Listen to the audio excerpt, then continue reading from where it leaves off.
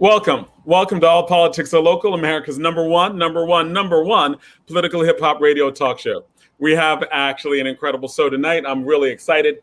We're going to start off at 6 o'clock with Pastor Joe Carter, pastor of New Hope Baptist Church in Newark, and we're going to be talking about elections, education, and our use of political power. At 6:45, we're getting into an election theme tonight. We are having Simone Bandison, who is running for East Orange Council in the 2nd Ward. And at 7 o'clock, we're going to have Doitall Kelly on, who's running for West Ward Councilman. We're going to have over the course of the next few months leading up until May, we're going to have a lot of candidates on. And so just if your candidate's on right now who's running in a race, the other candidates will be on soon, because we believe in civic discourse, and we believe at All Politics Are Local, we serve an important function in election season to have candidates have their voice heard. So you're hearing from some candidates tonight. You will hear from other candidates in those races later. You will hear and a lot of other races that are going on to at least have so that candidates will have their say. Later tonight, we're also going to have Professor Shakur on talking about hip hop, politics, and power, because there's a little theme going on tonight about politics and power. And of course, we have the amazing DJ Rhino, who's going to be on at 7:30. DJ Rhino talking about the state of hip hop, because DJ Rhino is the best DJ in the universe. We love him very much. And he's going to be on at 7:30 talking about that. And at 8 o'clock, we have Congressman Donald Payne on the Payne Report, and he'll be talking about what's going on in DC. And so we're probably going to be talking about infrastructure. I'm just taking a guess based on what's going on in the news, and that he is actually heavily involved in the infrastructure planning. So so welcome, All Politics Are Local. We're just going to get right into it. Welcome, Joe Carter, Pastor Joe Carter. Thank you so much for coming out here to talk about elections and education and politics. I just want to read a quote from you first. You say that the problem with our communities, our nation, and our world could be solved if we address the immediate and long-term needs of our children, who are the precious fruit of today and our hope for a brighter tomorrow. So, talk to us. Well, Jonathan, I'm glad to be here, and if my members are watching, they would want me to correct you. You called us New Hope Baptist Church. Our members are sticklers about the New Hope Baptist Church. So fair. So New Hope, I set them straight, so don't worry about it. But Jonathan, I'm glad to be here and glad to share a word about voting and education. And of course, these are issues that are germane to our struggle, and but issues that are very prevalent in my heart and I'm passionate about. And the ability to make an impact, to have a role as a pastor of the New Hope Baptist Church in the city of Newark, to have a role in stimulating voters registration and impacting the voting bloc of the African American community in a significant way. I'm excited about having a role and definitely partnering with you and all that are going to be on tonight to reach our communities for voters registration. Why is it so important that we register to vote? Like, that seems to be an incredibly big deal for you. There are a lot of people who say, I don't like the candidates. These candidates don't represent me. They don't do anything I want them to do. Voting is bad. Why are you saying that we all need to vote? We don't have enough time. You only gave me 45 minutes. But I'll tell you, I've learned in pastoring this church is a phenomenal opportunity. I've been there 28 years, and I'm learning as I go that people in power, and when I say people in power, most of them are not of our complexion. There are two things that I know for sure they pay attention to, and that's money and votes. And when you are trying to progress your agenda in legislation and change policies that will better your community, they don't pay attention to a lot of talking. And they look at our marches and they look at our boycotts and they take notice of them. But the thing that gives them pause more than anything else is when they see Black people voting, because we are the difference makers. If you look at the last 3 presidential elections, all of them were decided by small margins. And what was that tipped it over for Barack both times? What was that tipped it over for Biden? That last election, Milwaukee, Atlanta, Detroit, all city, all inner city, and all African American voting blocks. We make the difference. And so if we understood the power that we have in going out to vote, and the more people vote, and it's not really so much a matter of voting Democrat or Republican, the fact that Black people are registered and voting for anybody makes people in power take notice and listen to us in a far deeper and sensitive way. Go ahead. But one thing I was asking, you talked about the difference in the elections, but that would be voting for the Democratic Party, right? Like, we made the difference in tipping the hand for the Democrats. Even if more of us voted, why would it matter if we're all going to vote one way anyway, right? Like you're saying, like a lot of people say that if we're voting, it doesn't, like, because the politicians don't do things that we want them to do, right? And there are a lot of examples of that. When we get into education, we're going to talk about some of that. We talked before about the CCRB, the Civilian Complaint Review Board. But all that to say, when we vote, for 94% of us voted for the current governor, and there are certain people who have issues with some of the things he has not done. Well, so let me just address. Why vote? Yeah, let me address that. I say that in the macro sense. That in the macro sense, it is important that we just vote. But in the micro sense, because guys like me, when I say guys like me, pastors, since we've been able to vote, the African American pastors heard the Black community to the polls, Democrat, Democrat, Democrat. I would hope, as we register to vote, that we send a message in some election. At some time, we got to let people know that Black folk can choose too. That I feel far too long the Democratic Party has rested on the laurels of expecting an entitlement to the Black vote. And that's when they get in office, they really don't work for the progressive legislation that would change and alter the community. I mean, let the money flow where the votes flow. And we don't see that kind of loyalty from the Democratic Party at all. So what you're saying is that, yes, we have to vote more, but you're not advocating for voting for any particular candidates. Well, I'm a pastor. I can't say it like I want to in front of y'all, but blank no. I'm telling you, that's absolutely not. Well, you know, when I endorsed Chris Christie the second time, I got a lot of time out. Wait, hold up. I might not have heard that right. I endorsed Chris Christie. You endorsed Chris Christie? Yeah, you should have done a little more homework. Oh, I did. I'm just playing. I just had a lot of our audience might not know that, right? So I had to just repeat, like, I'm so shocked. Ed, right? I see you down there shaking your head, Ed. Well, I think it's going to take you a minute to get used to John's humor. You know? That's all right. I get it. I get it. But I did it mainly out of a personal message. That I wasn't trying to herd groups of people to vote for anybody. My intention, and if you listen to when I endorsed him, why I did it, I wanted to send a message to the Democratic Party. We can choose too.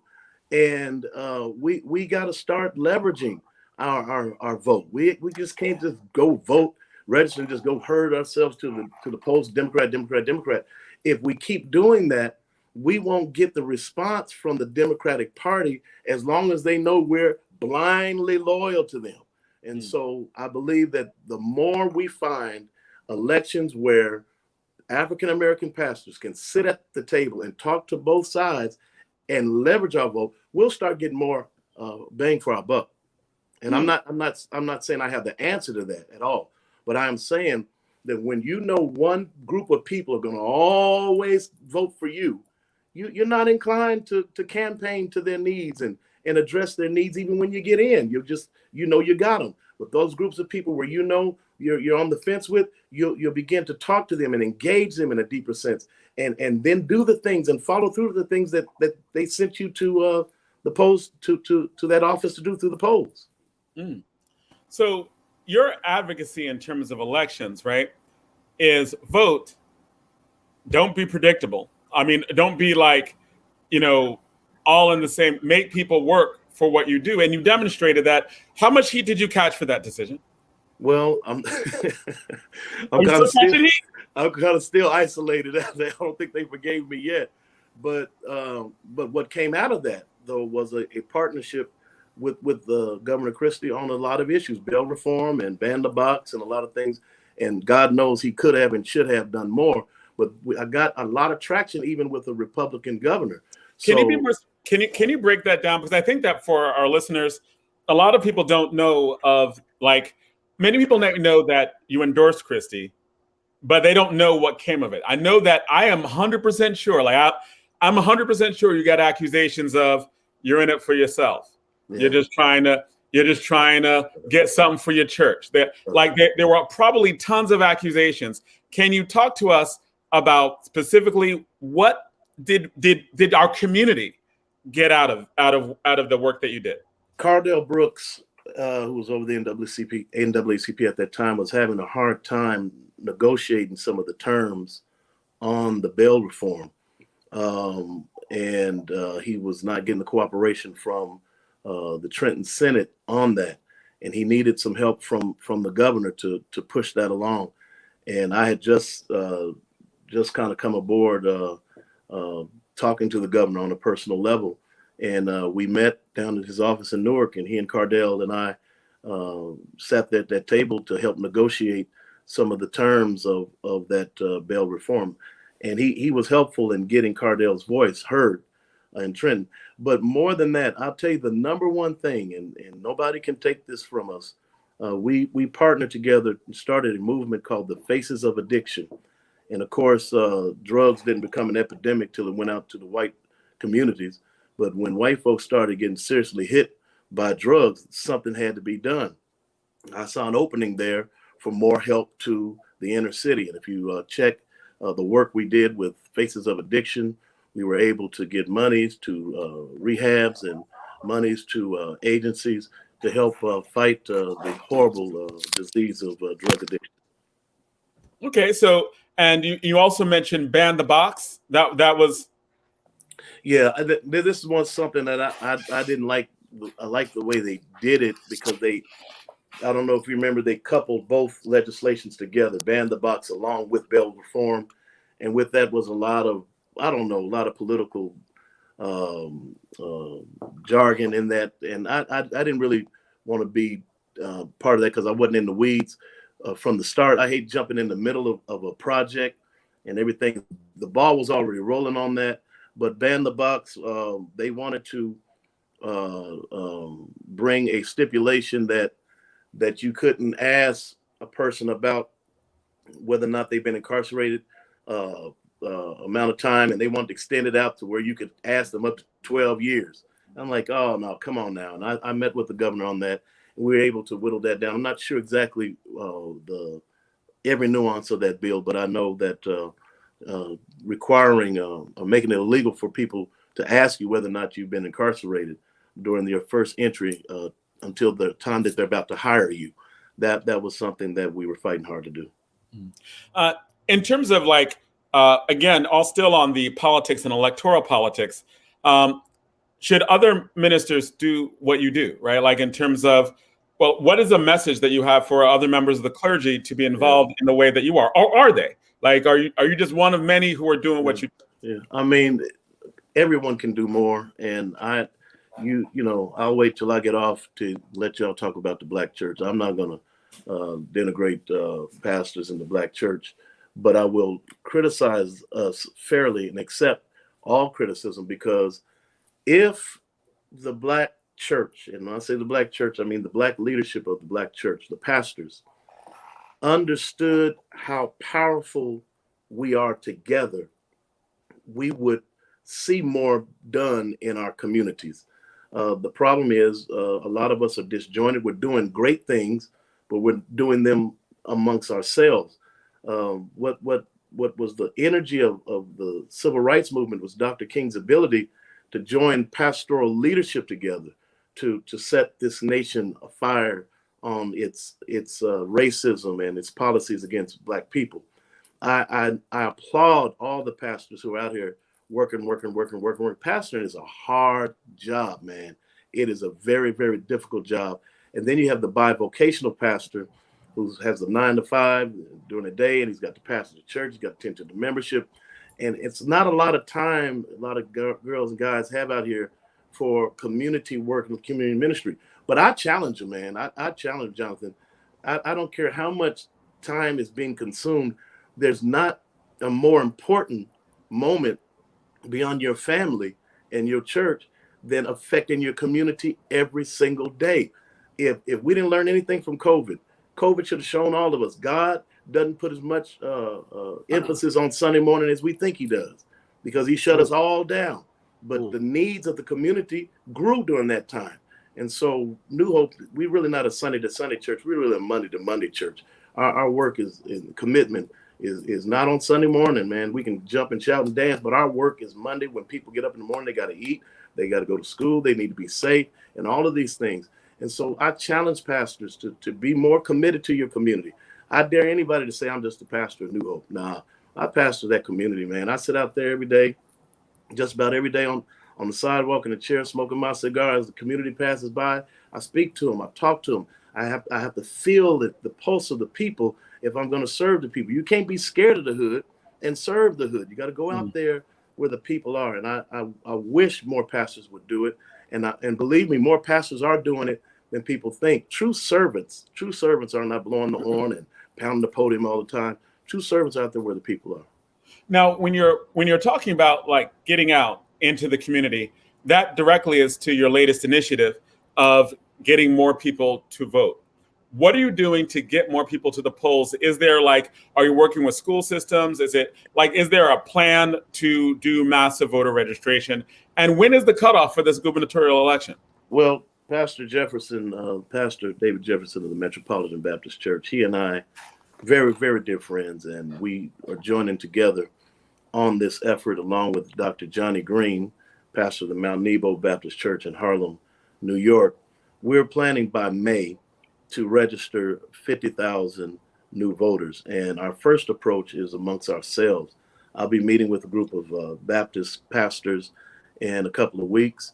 And we're talking about strategies like Voters Registration Sunday, where all of us on Sunday preach a message on voting and talk to our members on voting and register everyone and tell members to bring to the church and on live, put on live and register people on Facebook. We're talking about opening our churches up during the week for voters registration dinners and voters registration days, coming up with some events for our young people to come and collaborate together. So we're just in the genesis of it. We had our first press conference on this past week, and I'm hoping to hear from the pastors how they can help. I watched closely Sold to the Poll Initiative, Stacey Abrams in Georgia. I saw what she did. I talked to a lot of pastors in Georgia on what they did. And it was just really simple stuff, having church services, talking to the members, going on live, talking about it, going into the schools, talking about it, going to the hospitals, talking about it, going to the grocery stores, the barber shops, the beauty shops, just a grassroots approach, reaching the people where they are, and putting on Facebook, and instead of sharing the nonsense and posting silly stuff, post things about voting. So I don't have all the answers, man, but I'm willing to talk, and partner with whomever can help us reach that goal. So if the goal is 50,000 more voters, then what would be the impact of that? Like if the goal is 50,000 more voters, for example, what would be the impact of that on a gubernatorial election, given the numbers? Is that a lot? Is that significant? Is that something that would change a lot? Well, if you look, once again, if you look at those presidential elections, man, we're talking about just a few thousand people were the difference in who's the next leader of the free world. And I believe 50,000 could make a serious impact. What we would hope to do is first of all, send a global message, a national message, state message, and a local message that Black people are involved, passionate, and aware of how important voting is. When you're not registering people to vote, you get a sense that Black folk don't care that much. But no, the passion of the Black community about voting is alive and well. The other thing it shows is the power of the Black pulpit to influence the community in the right direction. In the right direction. What better direction can pastors lead people other than to heaven than to the voting booth? And so hopefully that will help us when we stand and speak on certain issues. We'll say, look, man, we know how to involve people. We know how to bring people to the voting block. And so hopefully that will increase our influence as well.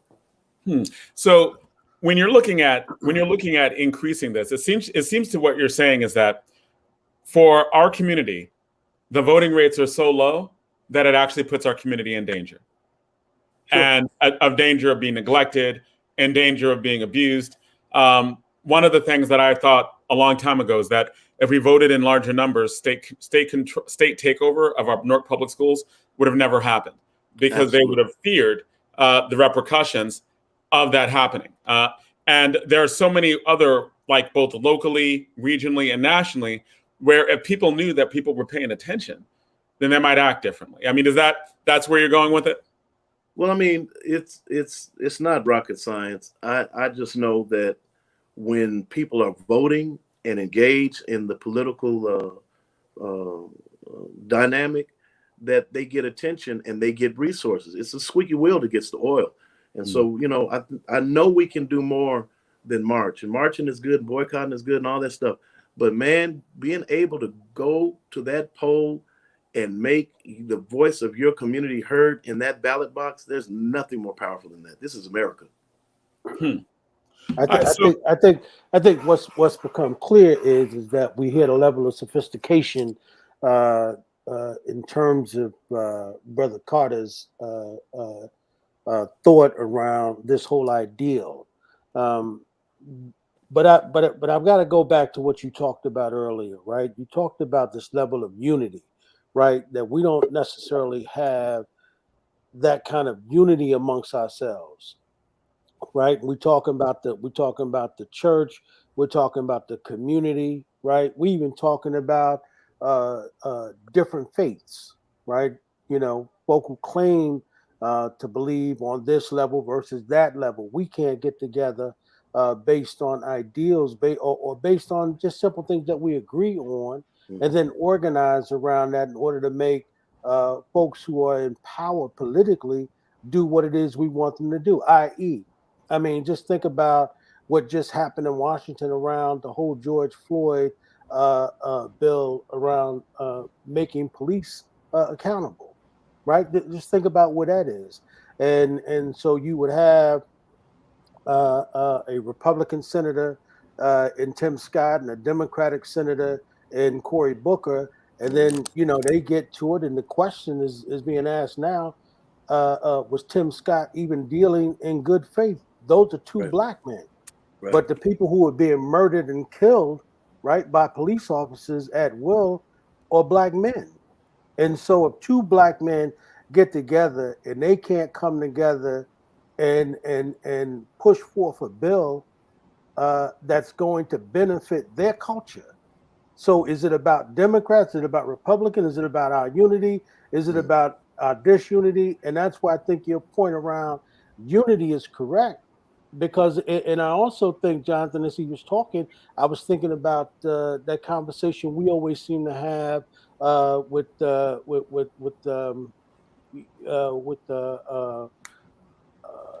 brother who comes on with us, man. I just threw a blank. The Reverend who talks about the 70-30. Remember, he talks about that with us all the time.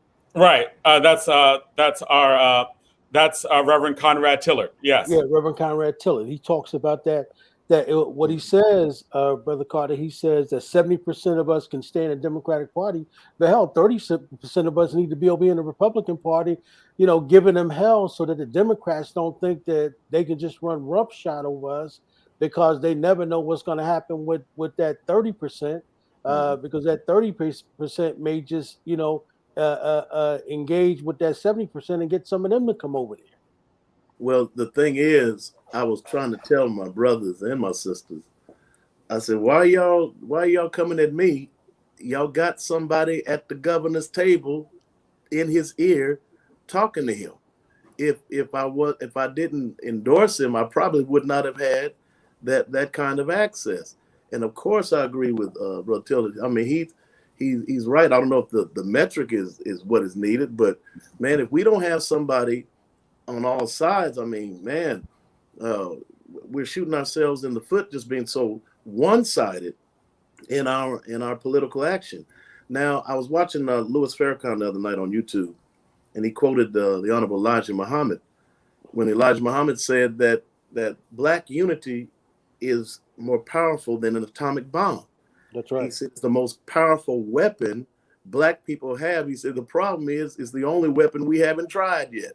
Mm-hmm. And if we just give unity a chance.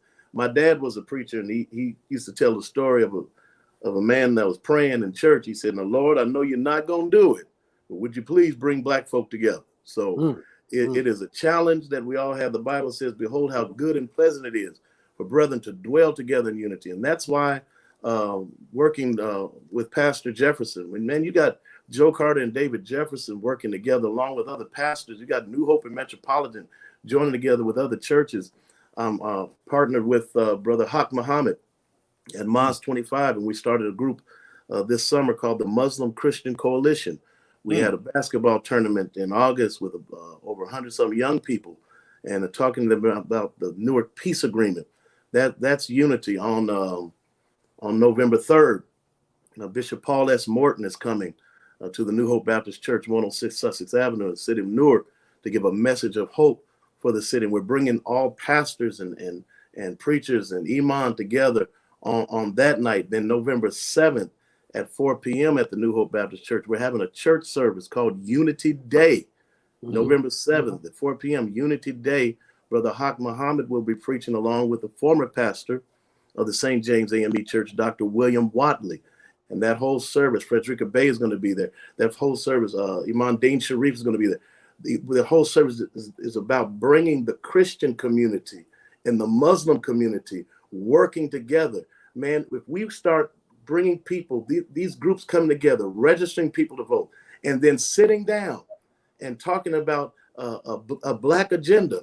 And let me just tell you about that Black agenda. You know, when Biden came on, pastors were calling me from all around the country. We need a Black agenda sent to the president. We need a Black agenda for ourselves first.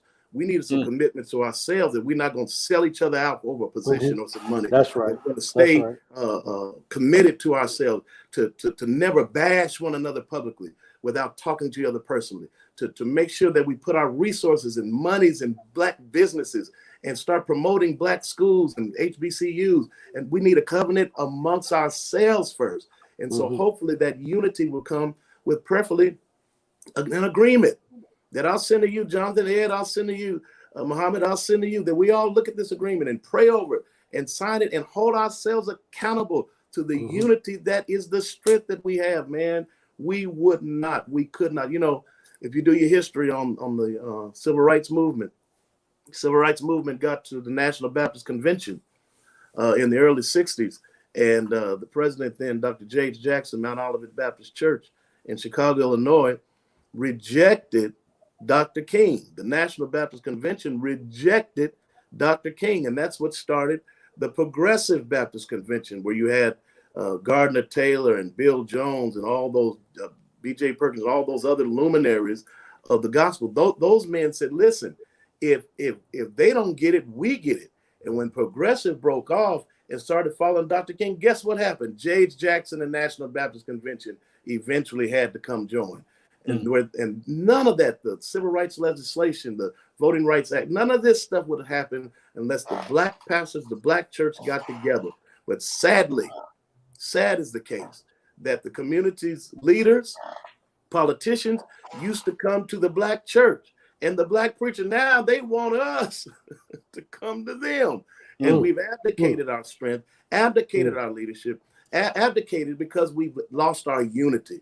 Well, it's time out for that. We're trying to forget about how we've sinned in the past. He's a God of another chance. I'm calling on all pastors to come join us, all imam to come join us. Come be a part of us. We have a golf tournament October 12th. The Muslim Christian Coalition sponsoring a golf tournament at Weekway Park, October 12th, rather.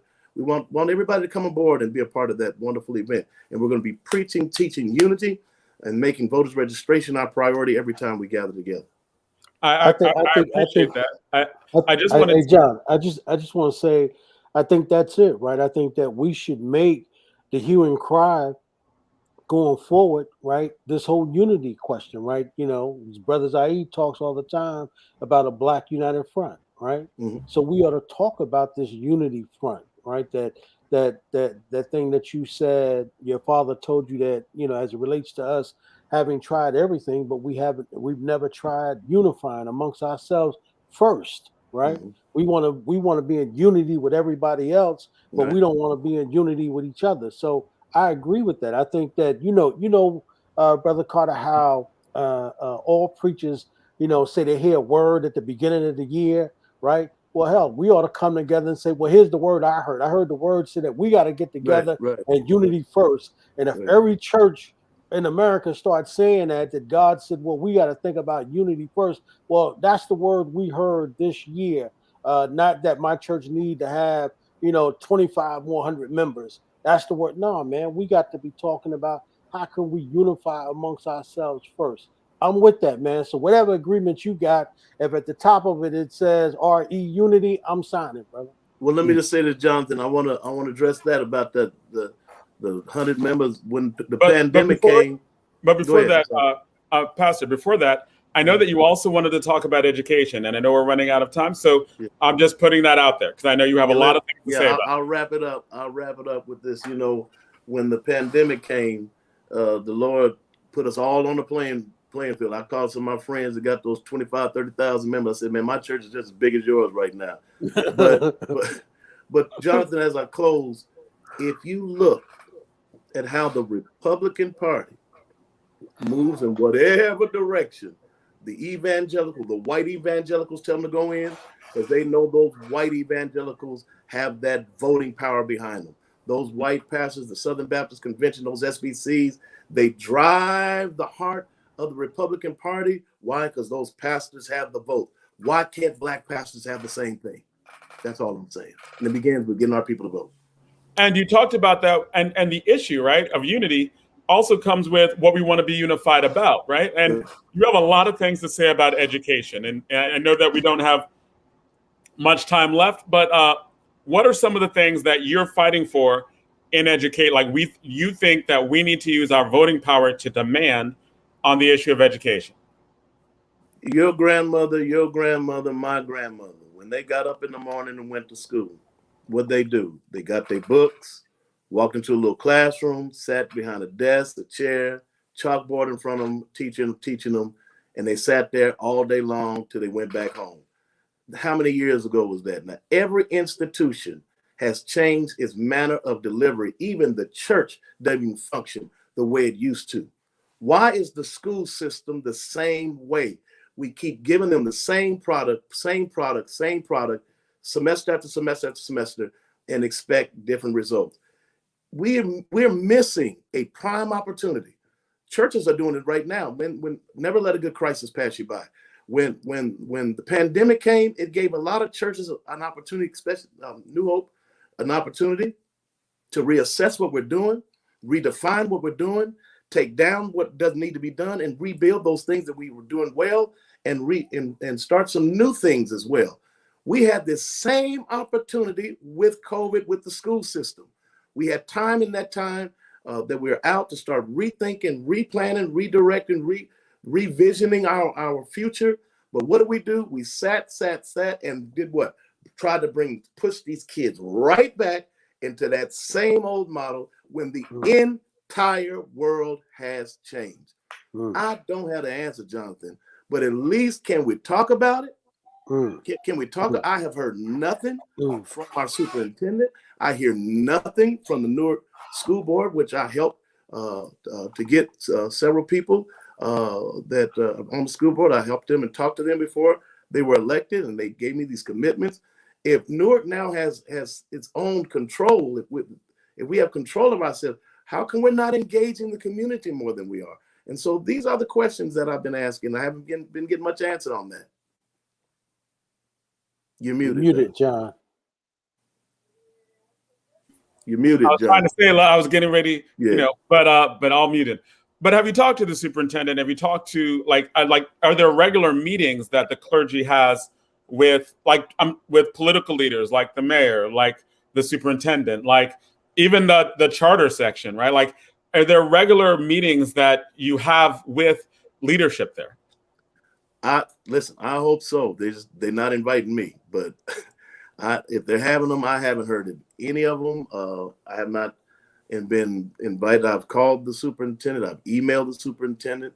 I've called the school board, emailed the school board, and don't get any answers. And I don't like saying this publicly at all.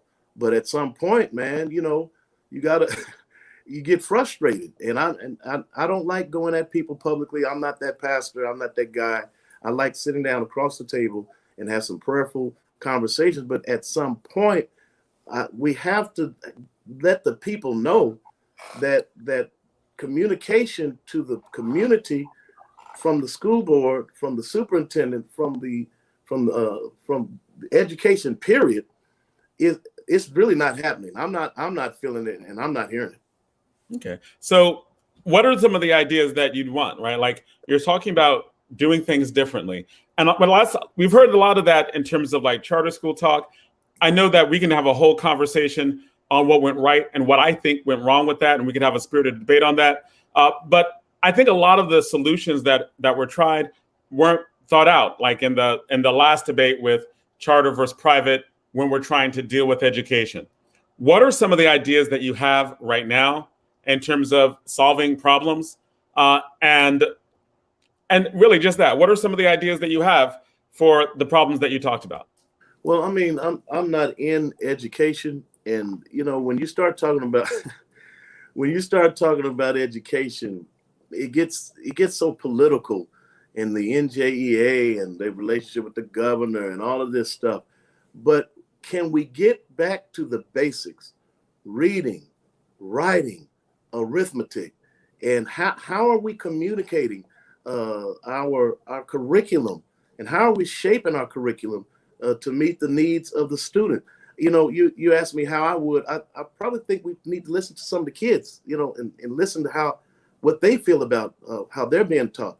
I know it begins at least with communication. If we could just start there, we could just sit down at the table and talk about what's going on. It would be hard for me to tell you, especially during these times, this mid-pandemic time, it would be hard for me to tell you what my suggestions or direction would be, because I don't really know what's going on now. Well, how about there have been a lot of new schools that just opened. There was a School of Data, School of Fashion Design. We know that programs are expanding for nighttime programs. We know that, the West Side model, like the brilliant principal at West Side, when he had his nighttime programs, that is supposed to be expanding to the district with support from both the mayor and the superintendent. What do you think about those things? Is it I know what you're trying to ask me. I know exactly what you're trying to ask me. I will give you this. We're not addressing the fact that a lot of our children, African American children, are not going to college. And we not being honest, the fact, and I know people are going to beat me up on this, email me tomorrow. I don't have time tonight. That college is not really for everybody. And I know what I'm talking about because, New Hope let me pastor them for years, trying to finish a college degree. But the church has been blessed and we grow. So I know, just ask Bill Gates and Steve Jobs about that. But what do we do with those children? What happened teaching, electrical and plumbing and carpentry? And what happened to bringing the arts back into the schools, art class and music back into the schools? Those things like that. I know we're getting ready to end, and I know that we definitely have to have you on again, just really to talk about education. But just, there's a new vocational school that opened in Newark. Right. There's a Payne Tech that just opened. So what you're speaking about, is it already happening in the school district? Because that's a big deal in the school district. What I've heard is exactly what you said is what I've heard from Newark and surrounding places, even in Essex County, which is why they opened Payne Tech, why the new vocational school opened in Newark, why there's this push to get people, even from the mayor's office, the push to get people into these fields. Is that I'm not talking about already happening? Yeah, of course, but I'm not just talking about the availability of the resources. When we were growing up, and those that grew up before us, they had desire, but no opportunity. Right. This generation here has opportunity, but they lack a lot of desire. So yes, we have vocation. Yes, we have these other institutions, but are they matching them up with the kids?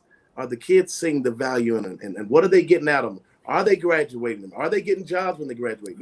I see all of that, and but I can't give you an answer on exactly what to do if they're not even sharing what they're doing with us now.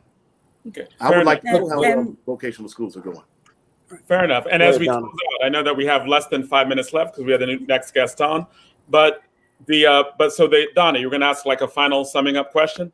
Hi, Pastor Carter. How are Hey, you? Donna. Hi, I'm a member of St. James AME, and Wonderful, your buddy, Reverend Slaughter. That's my friend.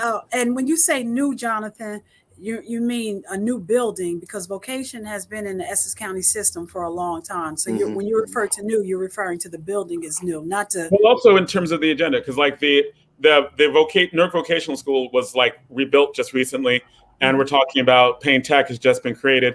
There was a shortage of that type of instruction within the city before. There was a focus on college, and there wasn't as much of a focus on vocation, even though it existed at Essex Vocational. The district resources until previously were a lot less on that. So there's a new agenda there. That's why I was saying like Joe Carter.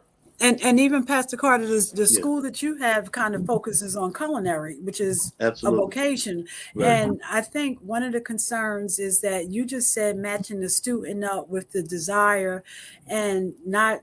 One of the things I have seen, and I'm coming into the latter part of the conversation, is that the politics of losing the student, which means you lose the money. So if they get caught up in losing the money, then the best is not always the best for that student, because they're more focused on the money and how the money and the dynamics with that.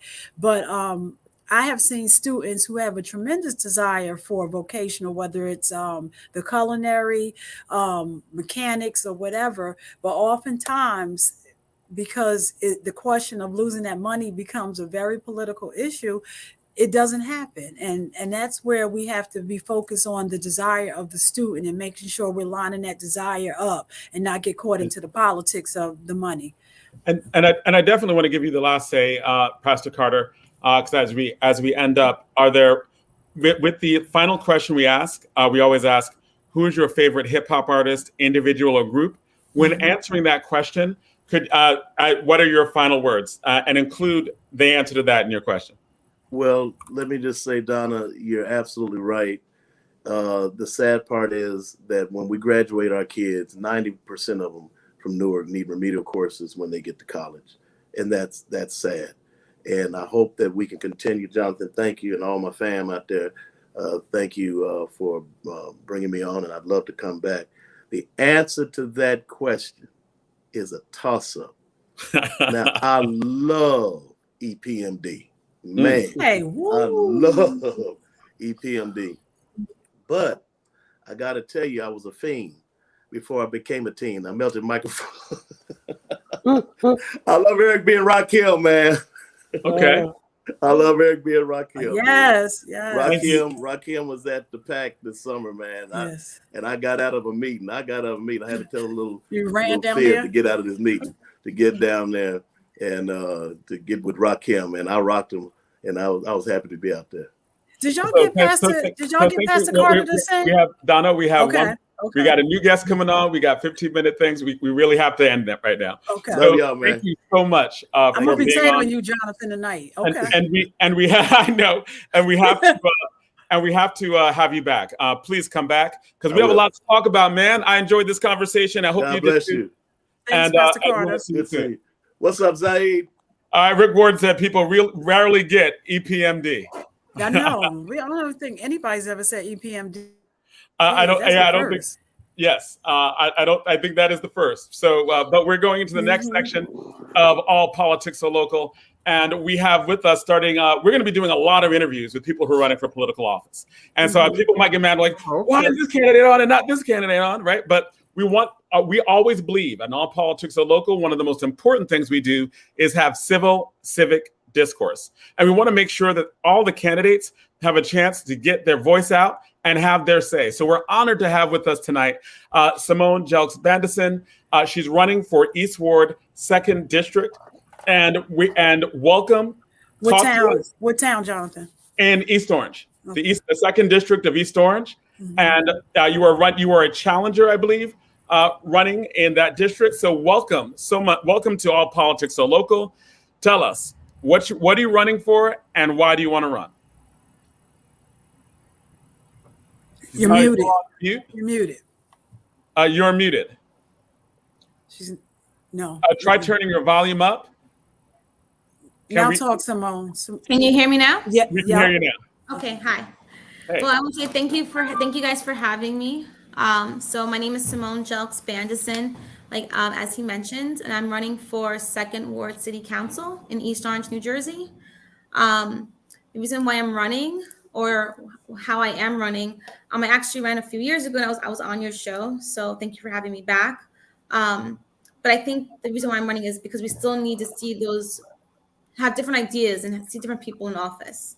And we've come accustomed to just having one candidate or one line of candidates, and that just always seems to get voted in. And so nothing's changed, right? The definition of insanity is doing the same thing over and over again and expecting a different outcome.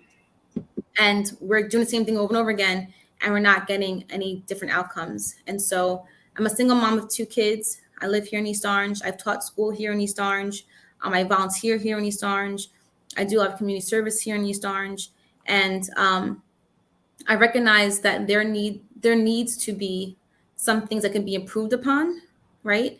While East Orange has a lot of great qualities, and things that are happening positively in the community, I think that there's things that could be done a little bit differently. And I've attempted to reach out to administration, and I've given my ideas, some of which they've utilized. However, it seems like once you get to a certain point, the communication just stops, and it's just they're going to do what they're going to do, regardless of whatever people are trying to say around them. And so I'm kind of like a mom on a mission.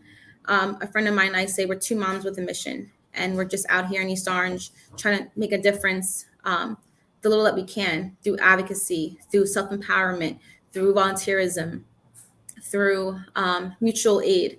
And so I said, you know what, the best way also to get these things done is to be in a position in which you can actually utilize what I'm doing for the greater good of East Orange.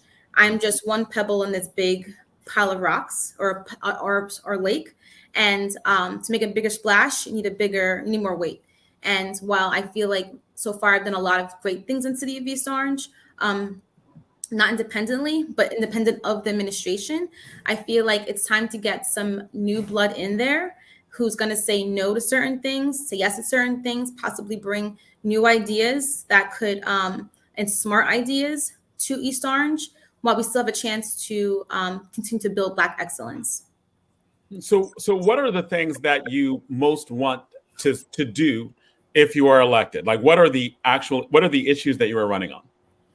Okay, so we need to be, so part of what we've been talking about since 2019 is having a SMART plan, right? SMART meaning sustainable, having a right mindset, having access, resources, and use of technology, right? And so that's been the plan that we've ran on for the last few years.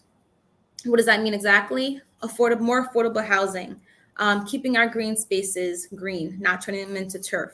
Right now, We had a master plan that was, I think, went back to 2017, which had the parks having grass, and now they're trying to turn it into turf, which means higher heat index, right? So there's those things. And so what you're talking about is making sure the policies that the city has are environmentally friendly?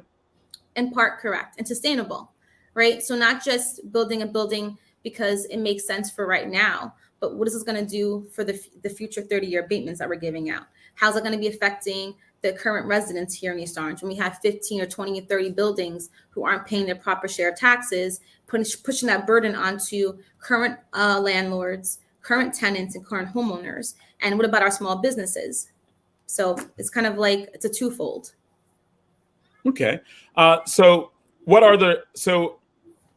the basic thing is making sure that policies are both sustainable and that they impact the community in a positive way. Yes.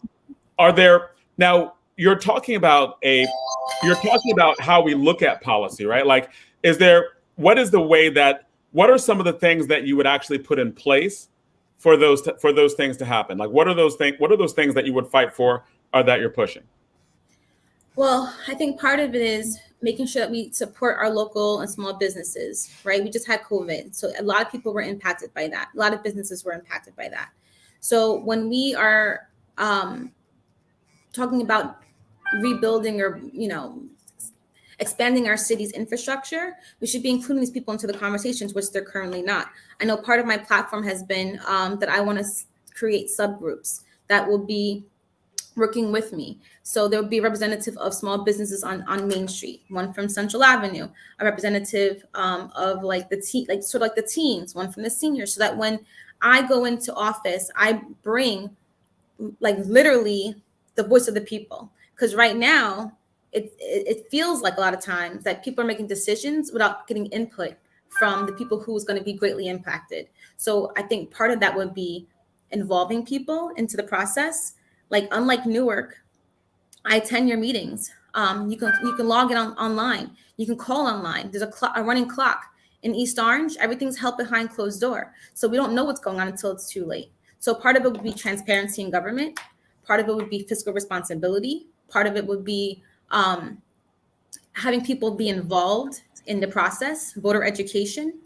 And then Jonathan, sorry. I'm sorry, Simone. Jonathan, do you mind if I get clarification on a question? Oh, sure. Absolutely.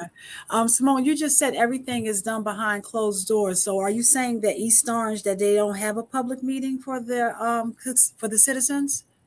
No, I'm not saying that, but what I'm saying is that unlike other municipalities who've crossed over into technology, the meetings are happening they were happening online during COVID, but now they're happening only at City Hall, right? So if you don't stop what you're doing wherever you're at in the world and make it down to City Hall, then you've missed what's going on. Our zoning board meetings are not really known to the public.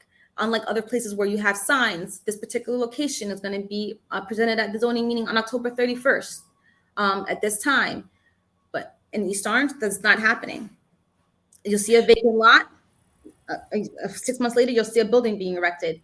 You don't know what's going to go there. You don't know what's happening until it's done. So if you live in that neighborhood or that particular section, and you're saying no, we don't want another building that we can afford to live in, it's too late. And how do they host their meetings, whether it be their city council meeting and or their different zoning? How do they host their meetings now? Well, it's all happening online. It's all happening right now at City Hall. So you have to come in person for every meeting, basically. For every meeting. Okay. So, for example, I do real estate, and I was up in Patterson, and I wanted to make it to the city council meeting, and I knew that I was gonna have to drive at least 40 minutes. Unlike where I could sit in my car, watch the meeting, call in if I needed to call in. If I don't make it down there, I don't know what happens, and I don't think that's fair.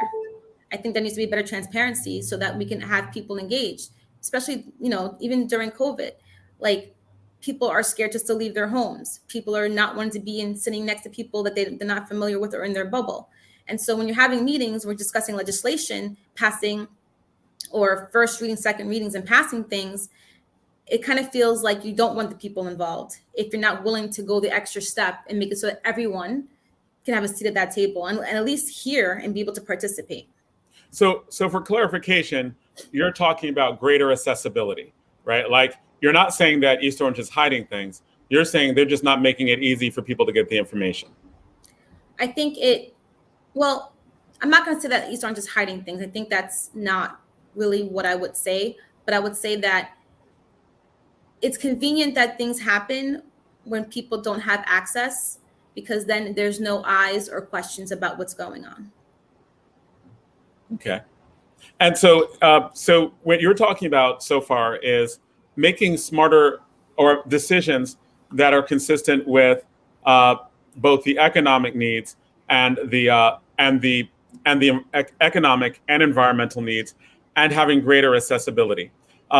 For those first two, in terms of environmental needs and economic needs, is there more of a plan or a framework you want to put in place? As in, would it just be you being on the seat, or a different plan that you would want to introduce to the council where they would be forced to do that? Like, sometimes there are rules, like for example, in the Biden administration, they have rules that say we need to look at equity and how this deals with how this impacts, what would the impact of this policy be on different races? Are you talking about you being on the seat would do that, or you want to put certain things in place that would do that? I think it's both, right? I think I would want to participate in that and also put things in place like that. Like, for example, I'm going to give you an example. East Orange is not a very large town. We're a corner of Newark, but we have 10 city council members, right? So in the course of their 4-year terms, it costs East Orange $2,160,000 for their salaries, not counting benefits and everything else that comes along with the job. We're talking about just payouts for salary. Now, that to me is not fiscally responsible for a town of this magnitude, right? So part of that is, we talk about sustainability. How is that sustainable for a town of its size when we have abatements up the wazoo, where we have pilot programs where people pay a portion of their taxes but not their full taxes? So, those are some of the measures I'm talking about. Maybe doing a charter change, things of that nature. Okay. Well, we only have a few minutes left, and I want you to end off with two things. First, we always ask everyone, and we probably have asked you this before, the question that we ask everyone on the show: who's your favorite hip hop artist, individual or group? But as you answer that question, just give us your closing remarks about why people should vote for you. Well, I think people should vote for me. Well, here's why I'm asking for your vote. I'm not going to say why people should vote for me. I say, do your research. I say, look at what I've done. Look at what other people have done. I don't ever say anything disparaging about anybody, but just let's look at records and see if I'm somebody who aligns with your ideals or work ethic, or somebody that you think would do a job differently or better than what you've received. And if that's the case, then I would say I'm asking for your vote after you've done that.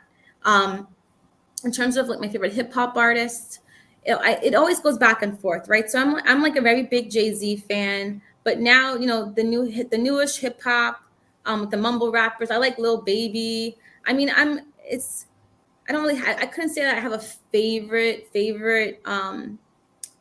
person in hip hop at the moment.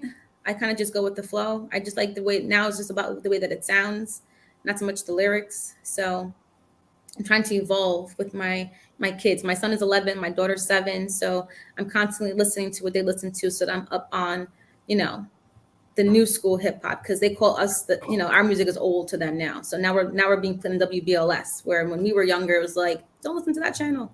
Now I'm not listening. Now I'm on that channel. In a sense. And Simone, when you get a chance, our listeners have many questions. So when you get a chance, make sure you go back through the questions. And if you get it, you can answer them, because we didn't get a chance to go through all the questions. But can I just make one more point real quick? I was listening to the segment before about the school districts, and it's really important. I think East Orange, where our school district, our board is appointed. We're not elected. So there's no diversity in that either. It's kind of like the same sort of politics that flow from City Hall to the Board of Education. And we too don't have a vocational school here in East Orange, where people have an option to not have to look at only college as the only end to the means of having a successful and a good career. I advocate for that a lot, is diversifying our school system and being able to have those sort of resources here. I have a plan from a gentleman who has a program that'll take you from high school through college, and when you graduate, you'll become like a plumber with the license, an engineer. But it's hard to get these sort of ideas incorporated when you're sitting on the sideline. So I was saying a seat at the table would be an opportunity to get these ideas and information across and be able to have a better earshot, knowing that I still have to count to 6 to get things approved. I think like once you are in a position that people look at you with a different stature, that you're able to get these ideas out and people will be more receptive. Okay, well, thank you so much, and thank you so much for coming on. We definitely appreciate you having you on. As I said before, we believe in civic discourse. We're going to have candidates on who are running, and we'll have their opposition running. Well, we invite everyone to come on. We know some people who are listening might be like, "Wait, why are you having this candidate on and not this?" Understand we believe in civic discourse, and we will have all the candidates who want to come on our show will be able to come on our show. So John, let her tell us where her position is on the ballot. Where can people find her on the ballot and so forth? Oh yes. Have you done your ballot positioning yet? Yeah, so I have my little flyer, so you'll see. I don't know if you can see it, but and also when the election is. Mm-hmm. The ballot position in the election. Okay, so my ballot position is 7F. They put me all the way in the bottom, so I'm 7F. The election is November 2nd. And I'm on 7F. And my tagline, I mean, I don't know if you can see this, but my campaign poster. Beautiful. Oh, very nice. Those are That's kind of nice. posters we saw in the days of the Great Depression with all that color. Yeah. That's nice. Have to stand That's it. nice. Very I put it nice. in all different I see languages. them all over East Orange. I'm in East Orange. I see you folks. Oh, thank you. Yeah. Now, So I put it in all how much different. time we got with her? Because this Well, no, quick. that time is actually we're only allotting 15 minutes with candidates Oh, who are running for office as of right now. So you are welcome to come back too. We need to reach out to your opponent, welcome them on too, Sure. and then we only have like 15 minutes for now because I just want to try to keep everyone. No worries. I appreciate it. Thank you very much. No, thank you. No, I appreciate you a lot. So thank you. And again, you're welcome back to come on the show as well. We always enjoy having you. Thank you so much. Have a great night, guys. Thank you. Thank you. And good luck. Thank you so much. All right, this is All Politics, All Local, America's number one political hip hop radio talk show. We are supposed to have another guest on right now that we have our next guest on. And as we said before, we are doing an election show, and we are trying to get people who are running for political office on our show. So we are probably the hottest race that's going to go on in Newark, or probably most heated and contested race from what a lot of the politicians are saying is the very heated West Ward. And we have Dupre Kelly, who is running for office in the West Ward. So welcome to our show. You've been on our show many times before. Welcome back. And why are you running for West Ward councilman? First of all, John, I just want to say what's up to everybody. And you know how you and I are good friends now, and I just need you to put the E on that the accent on that E on is Dupre. Yes. We'll do. We'll definitely do. I'm running for the West Ward seat because the people that I grew up around in the West Ward, the ward that I was born in, raised in, they need a voice. And the reason why I was running at large, my sense for running has strengthened now. From running at large, I see that the ward that I grew up in, at times I felt like we became the worst ward.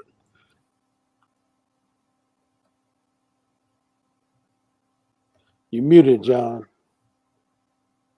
I think that he just accidentally left the broadcast, but we will, he'll be back, I'm sure. I'm sure he'll be right back on. So this was just like technical difficulty. We I always see joke it. and we always say, I hey, see him. there's conspiracy theory, He's right? back.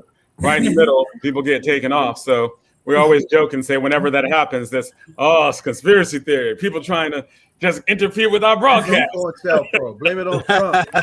Oh, Yeah, right.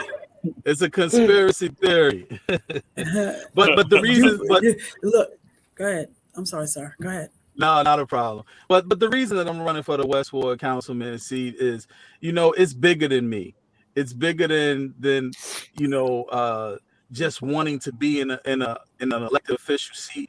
We need somebody who has resources. We need somebody who shows up. We need somebody who has a track record of showing up, and somebody that we can trust. We need representation in the West Ward that's going to lead us in a direction that continues to push Newark forward, and that is me. I am the West Ward. So anybody who says they don't know me, they probably don't know me physically, but they know me from my work. They know me from the things that I have done. They know me from my not-for-profit company, 211 Community Impact. We have been doing this work for so long and so long. But what I've learned and which makes me continue to seek office is that community and activism can only get you but so far. Political power actually gets the task done. It actually fosters change. So, and I had to learn that, because I'm one of those guys who, community. But what I've learned is community does a lot of things. We can get a lot of things done, but the political power is what actually gets it done, which actually makes it happen for the community. And this is what I've been noticing. People can give out book bags all day. People can give out turkeys all day. But if you don't have those if you don't have that political power to push legislation forward, to create legislation and activate current legislation that's not being activated in our community, then you won't really get the change that is needed to help create a new thing in your area. And that's why I'm running for councilman in the West Ward, is because they need somebody who's from the West Ward, who's of the West Ward, who doesn't just live in Newark, but who's not just from Newark, but he lives in Newark. Who's not just from the West Ward, but he lives in the West Ward. He's of the West Ward. He knows the difference between Roseville and Ivy Hill. He knows the difference between Lower Velsburg and Fairmount. And he knows that there's different issues that goes on within our communities. We need somebody who can connect with the people, but not just around election time. We need somebody that can connect with the people all the time, and somebody that has receipts and a track record of doing that. And I love my city, man, and I believe I prove that every day.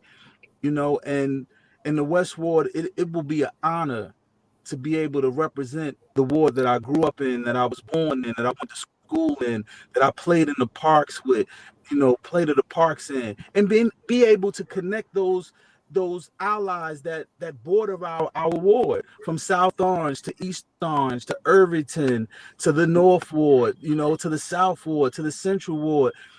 We need somebody that those people can believe in and has the relationships and resources to make those things happen.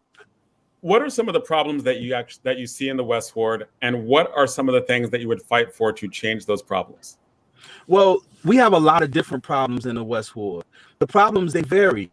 See, when you talk to a resident in Ivy Hill, their problem might be speeding through the block, needing speed strips, needing speed bumps. They might tell you, well, we need PSE&G to turn the lights up. They might want brighter streets. But then when you go down to Fairmount, they just want to stop the heroin selling. They want to stop the crime rate. They want to stop the murder rate. Then when you go over to Roseville, I hope your Spanish is pretty nice, because their problems, you have to first understand what they're saying. You know what I mean? And some of their issues over there is that they don't even know which ward they're in. A lot of times, because they still are looking for help from the North Ward, but they're not North Ward residents. They're actually West Ward residents, and then they don't even know who to go to. So it's about making them feel comfortable and letting them understand that you understand that they need help, and when they seek help, that they have someone to call on, and it's not just somebody pushing a pen in the office. It's somebody who can actually relate to them, and they not just being cast away. So the issues vary, John, to answer your question. You know, they vary from crime, they vary from garbage being left on a, you know, it's not that big of a, it's not that deep of a problematic thing in our areas. Like I said, they vary. The West Ward overall, we have a rodent problem. And how do I notice this? I know this just from knocking on doors and talking to people. You know, we have a how do we expand youth employment? You know, but how do we expand that? Talking to some of the youth, and I have a relationship with these guys out there, so I talk to them and they say, "Dude, you know, in my illegal activities, why would I make about $100 to $200 an hour? So why would I stop doing what I'm doing for $15 an hour, for $17 an hour?"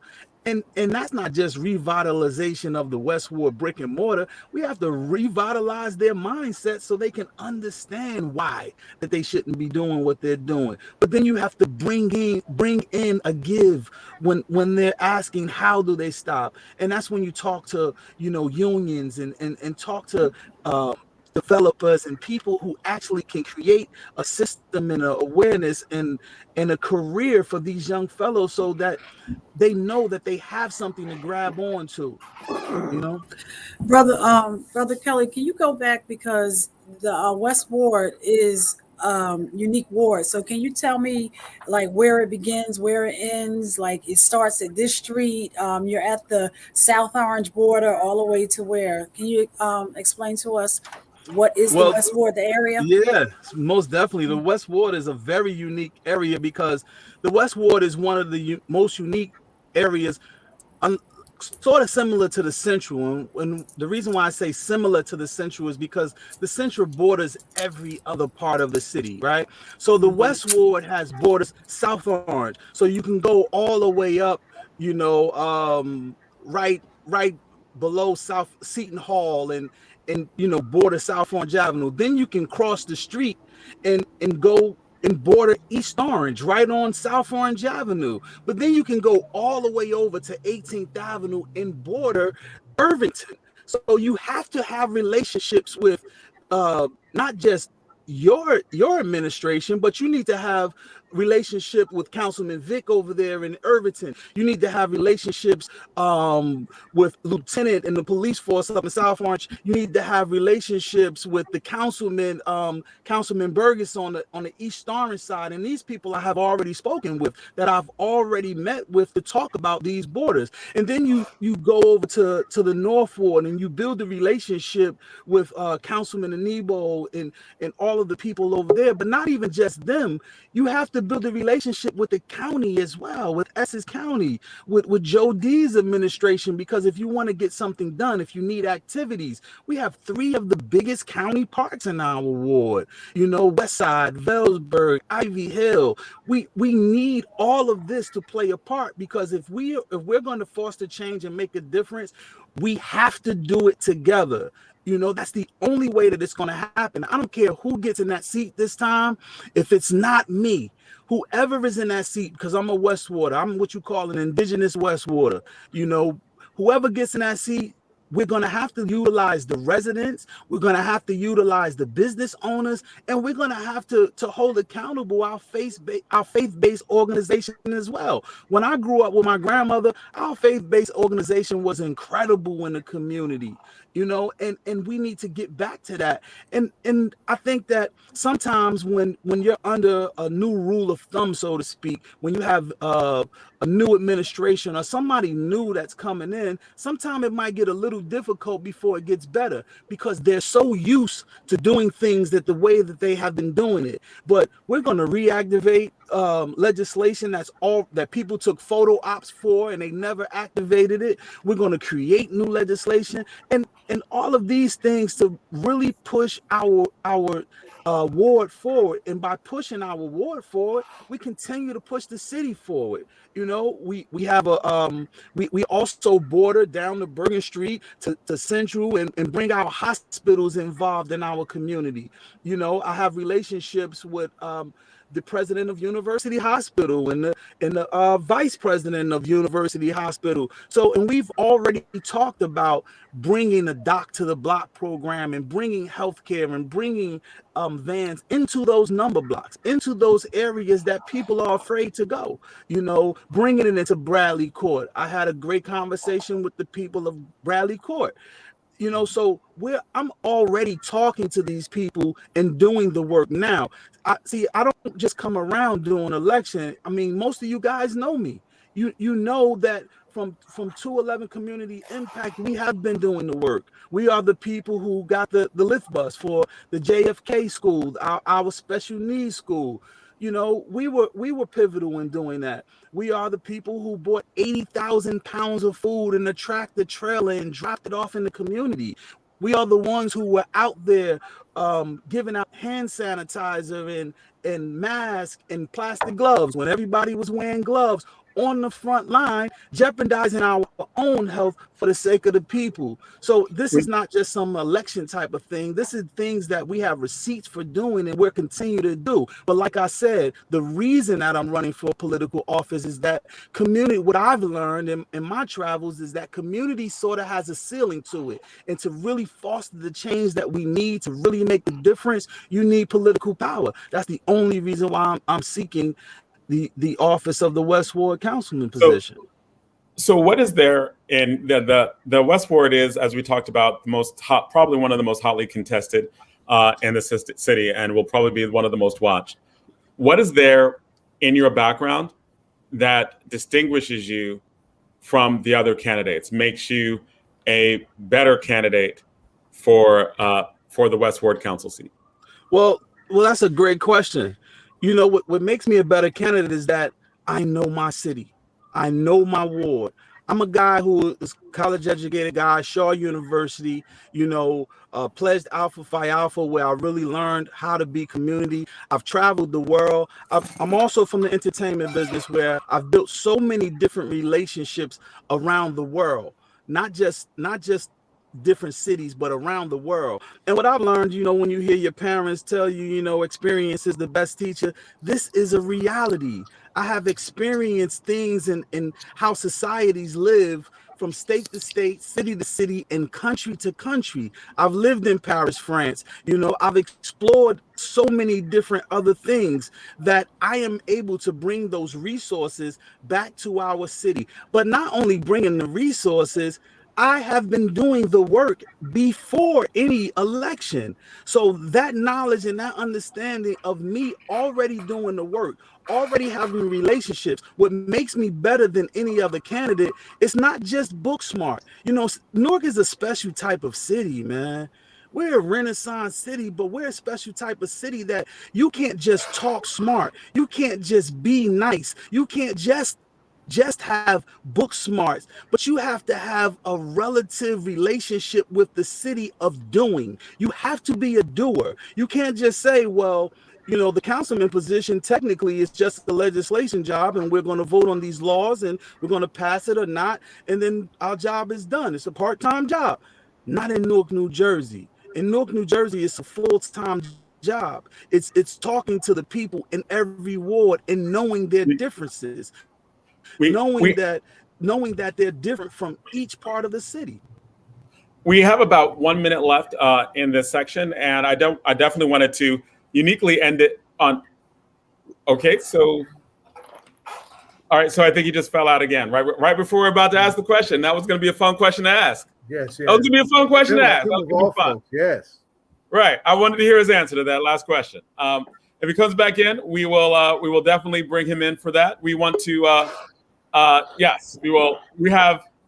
He's coming back. He's back in, Jonathan. Yeah. Yes, we know you were having some technical difficulties. We know we had some technical difficulties. We are bringing you back in for that last question. We have about 1 minute. So we asked everybody this question. We asked you this question before, and it is fun to ask you this question. Who is your favorite hip hop artist, individual or group? My favorite hip hop artist, individual or group, or can I give both individual and group? Yes, you can. Well, I mean, it would. I don't want to sound crazy, but I think I'm the best hip hop artist ever my group Laws of the Underground. But that we're not going to use that though. We're not going to use that. But, you know, I am a big fan of people saying something in hip hop. I am a big fan of hip hop using this platform, which it was intended to be. And that's talk about our social ills, talk about what's going on in our community.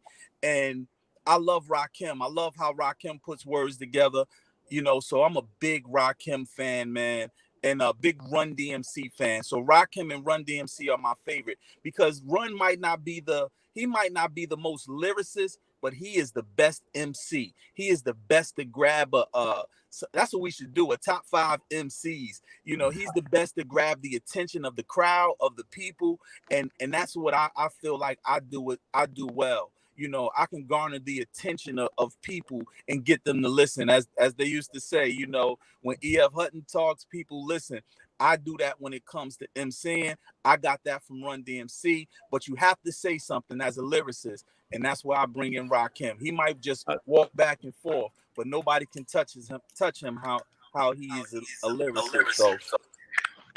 Well, thank you so much. I would like to add that, like Donna said to our last guest, please read the comments. There were a lot of people who made a lot of comments that were good comments. I would recommend reading those comments as well.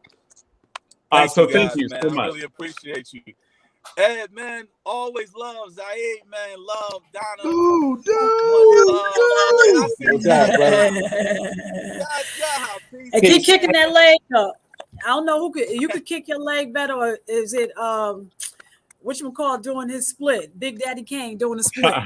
Hey, y'all gotta remember, I was trying to emulate the Funk Masters, you know, George Clinton and them. I came out with Funky Child with a diaper. That's on. my stuff, right there. I'm from Plainfield, baby. Well, thank you. Well, thank you so much for coming on again. And we are definitely looking forward to the race. We're looking forward to having you and the other candidates back on our show multiple times before this happens. This is a race that we're going to spend a lot of time on All Politics Are Local. So we will have you on. We will have the other candidates on multiple times before the election in May. All right, take care, and thank you so much. So that's All Politics Are Local, America's number one. In November. Why you in May? No. He's running for council. City council in Newark. So his is okay, and then East Orange is in November. East Orange is November. Okay, gotcha. Yeah, the city council, the Newark municipal races are way May in 2022. Okay. Yeah. The Newark municipal, these are early races, right? Like, so a lot of people announced early, and that's one of the reasons why it's being looked at all over the state, because so many people have announced so early, and they think that there's going to be a lot of money in the race, a lot of candidates, and so it's going to be interesting going through. But like to welcome Dr. Jaja Shakur on. Thank you so much for coming on, and you've been on our show before, and you've been on our show a few times before, yes, like a lot before, actually. Right, definitely. I definitely have been on the show, and I appreciate the opportunity to be on here. You guys have been doing it for a very long time in terms of, you know, politics and talking about hip hop and its influence, contextualizing it from a hip hop perspective as well as from a, you know, Black community perspective, and definitely being on the campus of Rutgers University, where students have always used music, arts, and culture to engage our people on politics, not just electoral politics, but community organizing and community activism here in the city of Newark and throughout the city of New Jersey. All right, cool. So today we are glad to have you on. We're talking about, I know that you wanted to talk about hip hop and politics. We were having this political show today. Everything we talked about was about people running for office and elections. And you particularly were talking about like this importance of this connection between politics and hip hop. Can you tell us what are some of your thoughts and or ideas on that? I thought they were really interesting. We talked about it earlier. Right. So when you're talking about politics and hip hop, you are talking about the continuation of arts and culture and its influence on politics. We could talk about Hakeem Adabudi. We could talk about Brother Mary Baraka, even Zaid Muhammad, who was definitely a rebel student who I followed my activism here in the city of Newark, Jersey City, New Jersey, and throughout, the state of New Jersey, following what he did with arts and culture. But hip hop is a continuation of inner city urban youth who are of African descent using arts and culture to instigate a change in America, and using politics to do that, but contextualizing it from a arts and culture perspective. So hip hop has always done that. Actually, hip hop is a protest movement. In 1973, when Africa Bambaataa and Kool Herc and the founders founded hip hop, they were using arts and culture because arts and culture programs were taken out of the programming of institutions of educational facilities in the 1970s and the 1980s, and they was pushed into the parks of Cedar Park in Bronx, New York, and out in Harlem, New York, even at Marcus Garvey Park, and it was using street lights and plugging up their systems into the street lights, and using rapping and dancing and visual arts and performance arts, but they was using it for protesting against the existing system of oppression, economic exploitation, and social degradation. Then you had people like Public Enemy came out, but even before them, you had DJ, not just Grandmaster Flash, but his group, that Millie Mel, and he came out with these different songs that was rebelling against the existing systems that was oppressing our people, but they were using art and culture to empower, inspire, and motivate our people. And then I definitely have to add on our, Mayor Ras Baraka, who has been using arts and culture for a very long time. Actually, the 2004 Hip Hop Political Convention was held right here in the city of Newark, and more than 5,000 different delegates converged all over America to the great city of Newark to engage in a political discussion of whether this generation should engage in, not just politics, but how do we use politics to change policies? Because you could vote for people all day when the elections come, but what policies are you pushing? Are you lobbying these politicians to engage in the issues of the day that will empower our people? So hip hop has been doing that since its very inception in 1973, all the way up to 2004 at the Hip Hop Political Convention, which gave rise to a movement for political change in America. Not only was Ras Baraka inspired to become the mayor of the great city of Newark, but you had people like Angela Garrett, who became the mayor of Hillside, New Jersey. I saw her today, in Newark, New Jersey, and we talked a little bit about that. And it was also other political people who gave rise in America throughout Newark, East Orange, Irvington, who were not engaged in politics until that Hip Hop Political Convention in 2004, but even prior to that, using arts and culture to empower our people to engage in changing policies that will empower our people here in New Jersey and throughout America. All right, welcome, DJ Rhino. Always glad to have you. Always glad to have you on. Peace. Much love to everybody on the panel. What's going on? Peace. Hey, not much. So but I love the shirt. That's right. Public Enemy. It was funny you just mentioned Public Enemy. Yeah. Yeah, I was going to segue into that. When I saw your shirt and the last comment, I was going to ask, what is, when you're talking about electoral politics, when you're talking about getting involved, what are and you're talking about the specific movement that was in Newark, what are some of those things that happened nationally from that, in terms of inspiring, all of the movements and the things that public and the conversation that Public Enemy generated, did that just go away?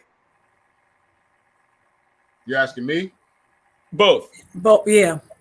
So either one. No, I think the fire that I personally believe that the fire that Public Enemy started is still burning. But we got to look for where the light is shining. You know what I'm saying? We got to look for where the light's at, because, it's kind of sporadic. And, I think the main thing I know for us and our generation, most of us here on this panel, we're just waiting to see or looking to see if, how much of the younger generation is going to catch that fire. You know what I'm saying? Yeah, but it's still out there. I mean, since Trump, even before Trump, but, we've had a whole slew of just young people really coming out and fighting against what they know is wrong. Right. What they feel in their gut is wrong. You know what I mean? So the fire is there. And I would like to add on to that by saying that Public Enemy came out with a great song called "Fight the Power." Yeah. And that song was definitely in one of Spike Lee movies, right? Yeah. So today, not only are we fighting the power, but now hip hop has become the power. Hip hop is an international culture, an international movement, and the very powers that we fought, now the very people who fought against that power now is in the seats of power because we seized power. I was a professor at Essex County College from 2008 to 2015. I influenced a cultural curriculum that was dealing with hip hop and economics. I taught more than 1,500 students on how to become entrepreneurs. Do you know that some of them are executives now in the music industry, and they are using that particular, genre of music or hip hop to empower a generation? And not only just music, some of my students work at Prudential. Some of my students work at City Hall. Some of my students work at Blue Cross Blue Shield dealing with, healthcare coverage. So we fought the power, but now we have to become the power, and then we have to change the power structure that was once oppressing us and use that power structure to liberate us. And that's what I think that we need to go into in 2021, and we need to pass the batons to the next generation. Jonathan, and to your guests on the panel, I just became 50 years old last Monday, man. I'm a hip hop elder now. I can't be running around with these young folks. These knees is not as young as they used to be. So I got to pass the baton to my 18-year-old son. I got to pass the baton to my godchildren, 21 years old, and to my students who are 21, 18, 19 years old. We have to teach them about how to seize power and use that power, not for their own individual self-aggrandizement, but how to use the power structure to liberate our people and all of humanity as a collective whole, using arts, culture, and hip hop. All right, cool. So this was like a cool political night where we had all these conversations, and I see DJ Rhino, you have the PE shirt on. So when you're talking about the state of hip hop and you got the shirt on, what does that mean? Well, today actually is the anniversary of Apocalypse 91. Yes. Empire Strikes Back, Public Enemy. That was the album that they put out after Fear of a Black Planet. This was the album that had Can't Trust It. They had the video where they were comparing the times of slavery to our current state of labor today and how things are today with the corporations and the people that we work for. That video kind of displayed they were comparing the two different time periods and how there was a lot of similarity. And so yeah, that was like the big breakout single from that album, Can't Trust It. Mm-hmm. And I think we're also talking about was there a song on there about Arizona being the last state? Yeah, they were talking about by the time I get to Arizona, that was when they were basically speaking about when Arizona had basically fought against the Martin Luther King's birthday, having when they were trying to make it a national holiday, Arizona was basically trying to fight back against it. And so Public Enemy, Chuck D, got together in the lab and put that together. That was really a powerful song. The video was powerful. The song itself was powerful because it opened up the subject matter of what was going on there in Arizona and the racism that was taking place as well. Cool. So what else is going on, DJ? Not honestly, I've been out of the loop so much. I've been doing so much other stuff in life, but I will say this. Happy anniversary also to Jay-Z for Volume 2, Hard Knock Life. Right. That was the album with Hard Knock Life on it, with the kids singing in the hook, which I always remember Jay-Z spoke about how he really was jumping out the window with that one. He really didn't know if that was going to be a hit or not. He really had no idea, but he did it anyway. And salute to Mark 45, Jersey's own, Brick City's own Mark 45 King. He's the one that actually produced that track, that song, Hard Knock Life. And so that was more of a. I'm an Annie, I love Annie, and I watched all the movies from the first, from the remake, and then even up to the more recent one when Jamie Foxx was in there, and they did it with the black cast. But that was a passion project for Jay-Z, huh? Yes. Well, it's Hard Knock Life. Okay. And that's that tour, Yeah, and then that album brought on the tour, which became a huge tour. They had a movie that followed the tour, and that was when Jay-Z was really coming into his prime. What movie, Rhino? What movie? What was the name? Backstage. It was basically it was a documentary based on the whole entire Hard Knock Life tour with Redman, Method Man, DMX. I believe Ja Rule was part of that, DJ Clue and others. It was huge. It was a real huge one. State Property and all the Rock La Familia and everybody was down. So yeah, that was a big deal back then. Right. And even speaking, no, go ahead. No, go ahead. Now, I was going to say, right, talking about Jay-Z. So we talk about Jay-Z, about arts and culture. So now Jay-Z is now the hip hop statesman and the hip hop, elder as well. Now, and he's 52 years old, right? So Jay-Z recently met with the governor of New York City to get rid of the Rockefeller drug laws. He also met with her in terms of criminal justice reform, where he also helped to get another artist by the name of Meek Mill out of jail a few years ago because he was unjustly incarcerated for a crime that he did when he was a teenager that was lingering into his adulthood. But we start talking about people like a Jay-Z and Russell Simmons. Of course, there are contradictions around their music and contradictions about manhood and accountability.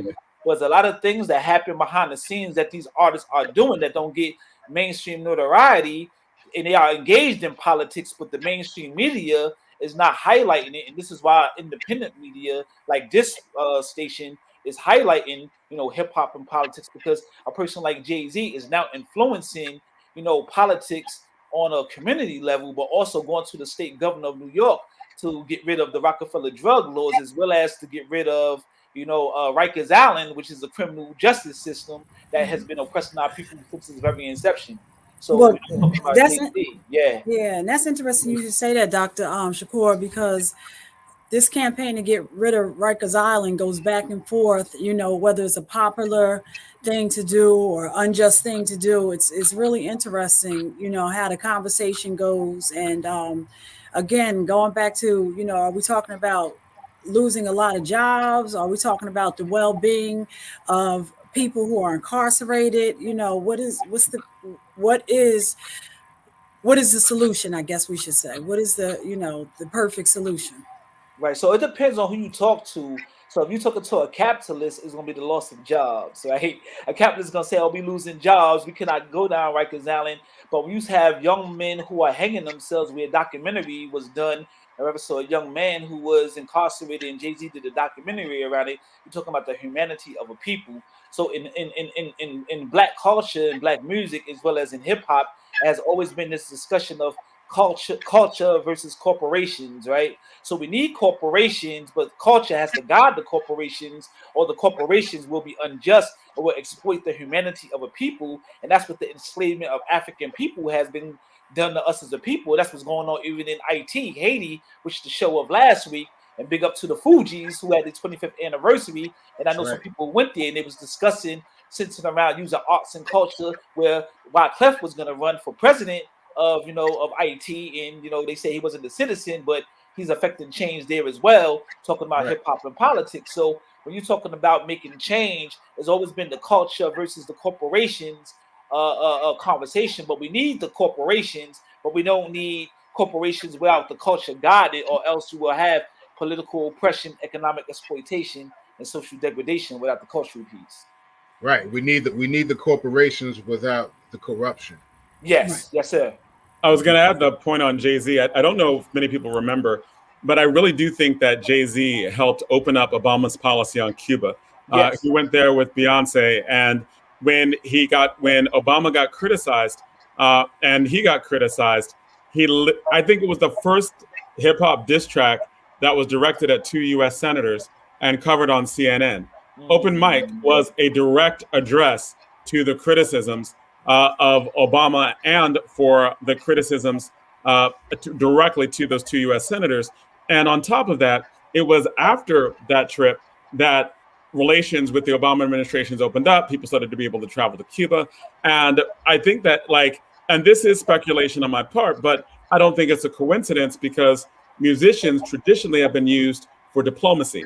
Jazz musicians were employed different places back in the 60s to use like that jazz diplomacy. Quincy Jones was actually a part of that and talks about that in his documentary. Seeing what happened with open mic and with what Jay-Z did and his relationship with Obama and what happened afterwards, I think there's a good story there. And I don't think it was just coincidence that he traveled there, that he commented directly, he involved himself in the political process, and the Obama administration was able to advance relationships with the government of Cuba at that point. Right, that's great observation, Jonathan. And then Jay-Z was walking around with a Che Guevara shirt on, and Che Guevara was a friend of Fidel Castro, peace and blessings upon his soul and spirit, and that opened up a lot of political conversation in hip hop. He did a concert called MTV Unplugged, and he had that T-shirt on, and that symbol, that picture, like iconic figure of Che Guevara, caused a lot of young people would have an interest in Cuba because Cuba has a large hip hop base there in Cuba. And I know a lot of hip hop artists who are in Cuba who are using, arts and culture and hip hop in order to bring forth that conversation around communism and capitalism and socialism and its impact in Cuba as well as its impact in America, using it from a hip hop lens. So definitely, that's a great observation, and I think that a lot of young people are engaged in politics. We just have to get them more engaged in the community activism and the community organizing part of it. Not just electoral politics, which is necessary, but what are the issues that need to be supported around the electoral politics so that when the elections is over, they can be empowered above and beyond just an election day. Yeah, and I also think like, kind of like what Doitall was saying earlier about how, he used to be in the activist space at one point, but then he realized in order to get certain things really done in the community, he had to move to a political stance. And yeah, that's kind of all right. So I think that's that conspiracy theory we're talking about again. Bro, messing with Rhino, because Rhino getting political. Look out! Right, because they weren't messing with you before, man. You start talking about politics, all of a sudden. We got gremlins in the system. Right. Where'd you break up? Right. Where did you get cut off? Right when you were talking about where did you get cut off at? Moving from activism. Okay, well, basically, I was just saying, yeah, it's like Doitall was mentioning how he comes from he was originally in the activist space and now he's in a the same wow. thing. Wow, keep doing it. Well, I think he was talking about more of an activism and now engaged to make things happen politically, and so it's the same. Right, exactly.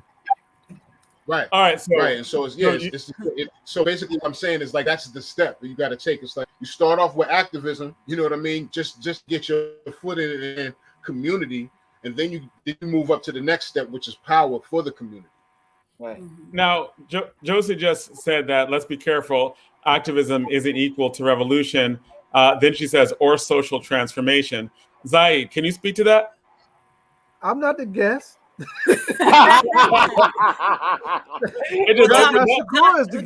Shakur, can you speak to that, sir? Yes, I can talk about that. So in our community, unfortunately, in Black community, we deal with either or. It's like either deal with Malcolm X or Martin Luther King, deal with Marcus Garvey or W.E.B. Du Bois. I think we need both simultaneously. Like you need Ras Baraka in office, but you also need Zaid Muhammad with his big mouth outside the door. Right? Because that's what Ras Baraka said one day. He said, either deal with me or deal with the Zaid Muhammads of the world. Deal with Sharif Amenhotep of the world. So while Zaid is outside, or where the No Anti-Violence Coalition is outside, we need Ras Baraka dealing with policies, writing policies, sitting at the table with Governor Murphy. Because Zaid ain't going to sit at the table with Governor Murphy. That's right. Zaid ain't going to be at Governor Murphy's table. He's going to be outside putting pressure on his neck. So we need both simultaneously. So yes, activism is not revolution, but activism leads the revolution. Yeah, you can't have revolution without activism. It's one of the tools. Yeah, it's a tool of revolution. Yeah. So you need both. See, what happened with hip hop though is that the activists end up becoming wealthy and they stop being activists. Yeah. There was revolution. Zaid, in the age that we grew up with, we had all these revolutionaries, but then when they got into corporate America, they forgot about the revolution and activism. Yeah, that money shut them up. The money Right. shut them up. Corporate co-optation. Right. Yeah. So we need both simultaneously. And the difference in Rhino, you know this in hip hop, the deep part about hip hop, if you sell out of hip hop, your ghetto pass is revoked. This is why Nipsey Hussle was able to go inside South Central Los Angeles, even though he was wealthy. Unfortunately, he got murdered. But the reason why he need no bodyguards is because he never sold out, although he became a multi-millionaire. Yeah.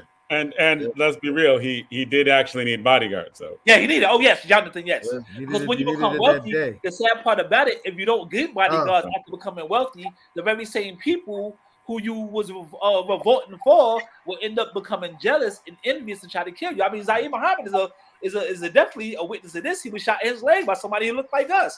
I was jumping in 1995. I almost lost my life. I got jumped in the street fight, helping people in Jersey City, the very same people. So when you get to a certain level, you better be wise to have your bodyguards, because the very same people who you are revolting for will turn their backs against you and try to hurt you, unfortunately.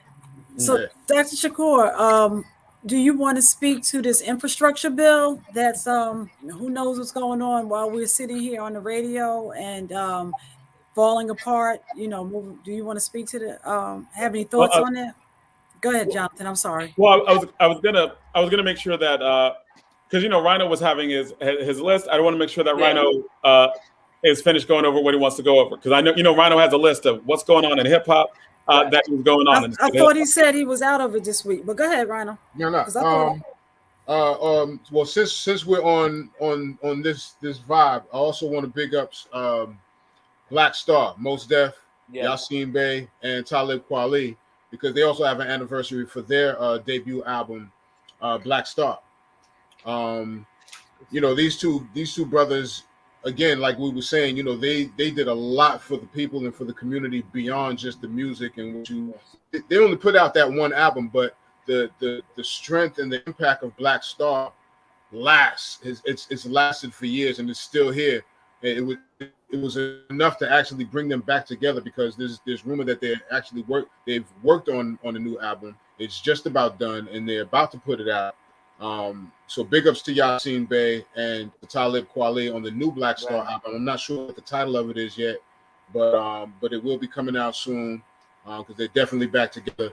But again, these are brothers, man. I mean, Yasin Bey has a whole history, is extensive. I can't even get into it right now, but he's been in activism, he's been in acting as well as music. And he's just done so much outside of his music career. You know what I mean? It's amazing. I mean, you can Google him, and it's bananas. And same thing with Talib Kweli. Talib, you've seen Talib Kweli in many things outside of music. When the thing going down in Ferguson, he was the one that was getting into static with Don Lemon. Right. There. Trying to, talking about what was going on. Talib makes sure that he's on the scene, and even down to he has a podcast now called The People's Party, and that brother does not play when it comes down to his research. He makes sure he makes sure that he does his research before he gets into anything. You know what I'm saying? And Talib's pretty much always been that kind of mind. He comes from a educated family. Both his parents were educated. I try and get him on. Yeah. Talib, right? Talib is and before the segment, we can't let Ja, go out on this segment without talking about KRS-One. Because he has a serious relationship with KRS-One. We just had KRS-One in 24 hours apiece. You got to throw some KRS-One in here and you figure out how to get him on here. Right. Yeah. You definitely got to get him on it too. Right. And the reason why those brothers are important, because even talking about Talib Kweli, he used to also work for a bookstore in Brooklyn, New York. Right.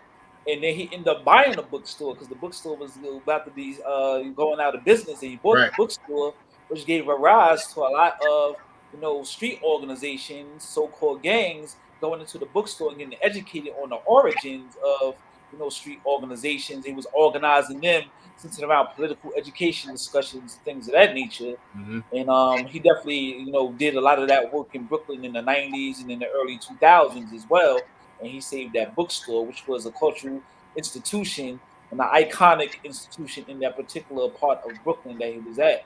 And definitely KRS-One. I mean, that's my mentor. I've been, working with him since the Stop the Violence movement of 1989.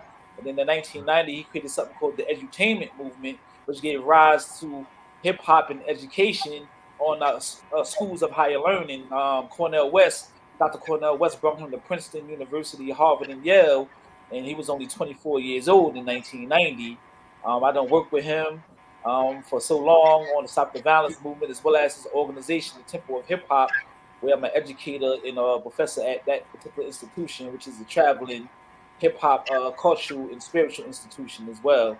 So yeah, we definitely should work to try to get them on the show and to get the analysis of politics and hip hop as we move towards the 2022. Yeah. Indeed, and even education in hip hop, because when I think of Talib, like you said, his background and what he's been involved in, as well as KRS always being the teacher since he's been in the game. Right. That like when we think about education and hip hop, and really that's what hip hop was for us when we were growing up back in the day. It was education. So to have them on the show and really get into that subject of education and hip hop, man, I would love that. I would definitely love that. But you were mentioning movements. Speaking of movements, I just want to throw this in there real quick. Also, another anniversary, another one. Tribe Called Quest, the Love Movement. Yes. This was their last album. This is when Tribe Called Quest was hanging it up, and this was it. Jay Dilla had a whole lot of production on this album. Busta was on the album. Redman was on the album. They had a Consequence. He was like the new dude that was down with Tribe since the Beats, Rhymes, and Life album. But yeah, this was the last go around. At the time they had Tip and Fife, rest in peace. They had some tensions going on between them at the time. There was a lot of stuff going on internally as well as business wise. And I think they were at the end of their contract as well with Jive, and they just said they were gonna finish it, man. It was gonna end it. So I remember it was bittersweet because we grew up on Tribe. We love Tribe so much, man. They're like real true cousins to me, man. When Fife died, I really bawled out real tears, man, and didn't expect to. I didn't expect to, but when it happened, man, it was like losing a close cousin. You know what I mean? That's how these brothers felt musically, and just coming up in the game, man. These brothers, man, really touched your heart, man. And so yeah, it was bittersweet because we love to hear a brand new album from Tribe. So it was like, they got a new album. Wow, they got a new album, but it was like, damn, they breaking up. This is the last joint. It was like, wow, that hurt the heart, man. But yeah. And one of my favorite songs. And I put this one of my favorite songs of all time is "The Love," right on that album. Right. I used to play that song when I needed to be inspired a little bit. I used to play that song on repeat when that came out. Yeah, man. Yeah. It was a beautiful album. And of course, Find a Way, the big hit that they put out back then. Find a Way. That was rest in peace to my pops.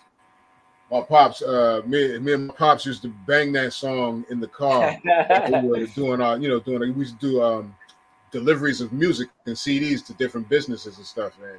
We'd be in the car just banging Find a Way, man, by Tribe Called Quest. So that was like our favorite little hip hop connection right there, But so big ups to Tribe. Yeah, big ups to Tribe Called Quest. And then one more, this is the last one, Outkast, Aquemini. Also, it came out the same day, which was all of these albums, these album anniversaries I was talking about was on the 29th, I believe, the 28th or 29th. Hold on real quick, make sure we get it right. Was on the 29th. So the Jay-Z album, Hard Knock Life, was September 29th, 1998. Love Movement, September 29th, 1998. Black Star was also 1998.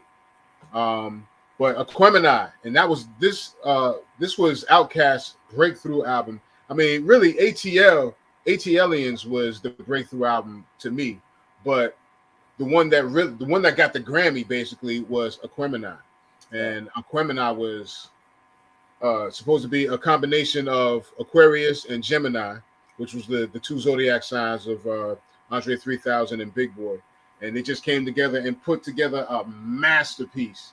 a masterpiece, man. I don't even know what to say about this. It's hard to put it in words because they did so much with this album. They had Raekwon on there. They had Slick Rick on there. They just had some great songs. My favorite song on the album, I can't even pronounce it. Spatiodocious, something like that. But it had this bad groove with this big band horns and stuff, man. Like, The Criminal was a dope album. It was next level for them. Again, like I said, ATLians for me was the breakthrough because that's when you really heard Outkast like reinvent themselves from the realistic thing they was doing before. Kind of took it to another level. And it was almost kind of spiritual the way they did it too, man. But A Criminal, like I said, that was the one that got them the Grammy. That just took them over the top. And so big ups to Outkast and The Criminal. Happy anniversary to everybody that put out music. Also want to say happy birthday, happy born to DJ Marley Marl, the master, the legend Marley Marl. His born day was yesterday. I remember when I was young, I didn't give Marley Marl the kind of credit that I should have. Now realizing that Marley was really the first one to really do samples. He was the first one to really sample in hip hop, right, to really chop up samples and make his own beats and stuff on, from records on a sampler. Marley Marl was right. Do that. DJ, can you break that down? You're like he's the first person to do it, the first person to make it popular. Like, can you break that down? I'll say he was the first person to make it popular because there were people. I think Curtis Blow sampled "Pump It Up," "Pump Me Up," "Pump Me Up." He used that for "I Rule the World." That was by Trouble Funk, but he sampled that for "If I Rule the World." But at that time, nobody really knew anything about sampling, and I don't even think the technology was what it became once Marley did it. Because when Marley did it, he would take a beat like the Honey Drippers impeach the president, and he'll take the kick and the snare and then create his own drum pattern with that kick and snare, right, and hi-hat. And so Marley was the first one to do that, and then everybody else picked up on that, and hip hop music and production is what it is today. Since Marley Marl. So Marley Marl he's really a legend when it comes down to hip hop production. So big ups and happy born day to Marley Marl coming out of Queensbridge. Mm-hmm. And I think the reason why that's important, Jonathan, is because you're talking about black genius without educating himself in a school of higher learning. This is the individual who taught himself how to do this. Right. That's the magic. That's the magic of hip hop. Hip hop is a result of us having music and arts taken away from us. That's right. Taken out of our schools. Right. Hip hop was the diamond in the rough. And then on the back end, on the business side, which I teach my courses at Essex County College, hip hop and business, he is also the first hip hop artist whose company and his artist was sued for sample right infringement. Because back then the artist was sampling the music, but we didn't know anything about copyright infringement. And copyright infringement is when you're using somebody else's copyrights of their song and you didn't get permission from that particular artist or that publisher or that copyright. And now some big time lawyer is suing you because you didn't get the permission from the artist to use their particular music. So the first artist that actually happened underneath, Marley Marl's organization called the Juice Crew. His name was Biz Markie, who recently became a hip hop ancestor, and he had to stop making music and he became a DJ. He reinvented himself as a DJ because he was sued so much. Yeah. Wow. But he was a great DJ because Markie went around the world as a DJ. Yes. Yeah. Wow. And Zaid, you spoke to our music being talked about, taken from us. And I can remember, if any of you can remember Cecil's, the jazz club in West Orange. And Cecil would be so frustrated because he would talk about how jazz was authentically our own music and how, one, we don't teach it enough to our babies, we don't study it enough, and it's authentically our music. And I mean, he would just get so frustrated about the lack of education in jazz in our community. So that's a whole nother discussion, and that's that's a show in itself, and we can talk about that another time. But I have to bring this to a more somber note. Jaja and I are coming from a place, literally physically, that meant a lot to us. That's a bit of a tragedy, but we want to shout out somebody who means a lot to us, that had a major loss that's been deeply personal to both of us, right? Fiemi Shakur, who and one of my favorite things, and I didn't get a chance really to say this today, but I take great pride in watching how Fiemi Shakur, who's now the head of arts and culture for the city of Newark, right, who became an artivist, right, and it was one of my babies in the new Black Panther Party. Really pleasure watching her grow. She just lost her first son, Sundiata Shakur, named after none other than the Panther legend Sundiata Acoli, who was still fighting to get out of prison. And this is just a hard tragedy that really just wasted all of us, right? So I wanted to lift up Fiemi, lift up her family, lift her up as a part of our family, lift up that young man, because he was a sweet kid. I had the honor of doing that young man's naming ceremony. And and Jaja has his own special relationship with both of them. So I just wanted to have a word to say about Fiemi and Sundiata. Yeah, it was definitely heartbreaking, man. Actually, I don't have a lot of words to even discuss it. It was so impacting my life because, I remember the first day she told me she had, Sundiata in her womb. We was actually at African Arts Festival, North International Arts Festival. And she told me at the block party that, she was pregnant. I rubbed her stomach and I was like, "You're having a boy." And she's like, "Yeah, I know." And then, we had that discussion and seeing him grow up and seeing his evolution and her evolution. So it's definitely heartbreaking.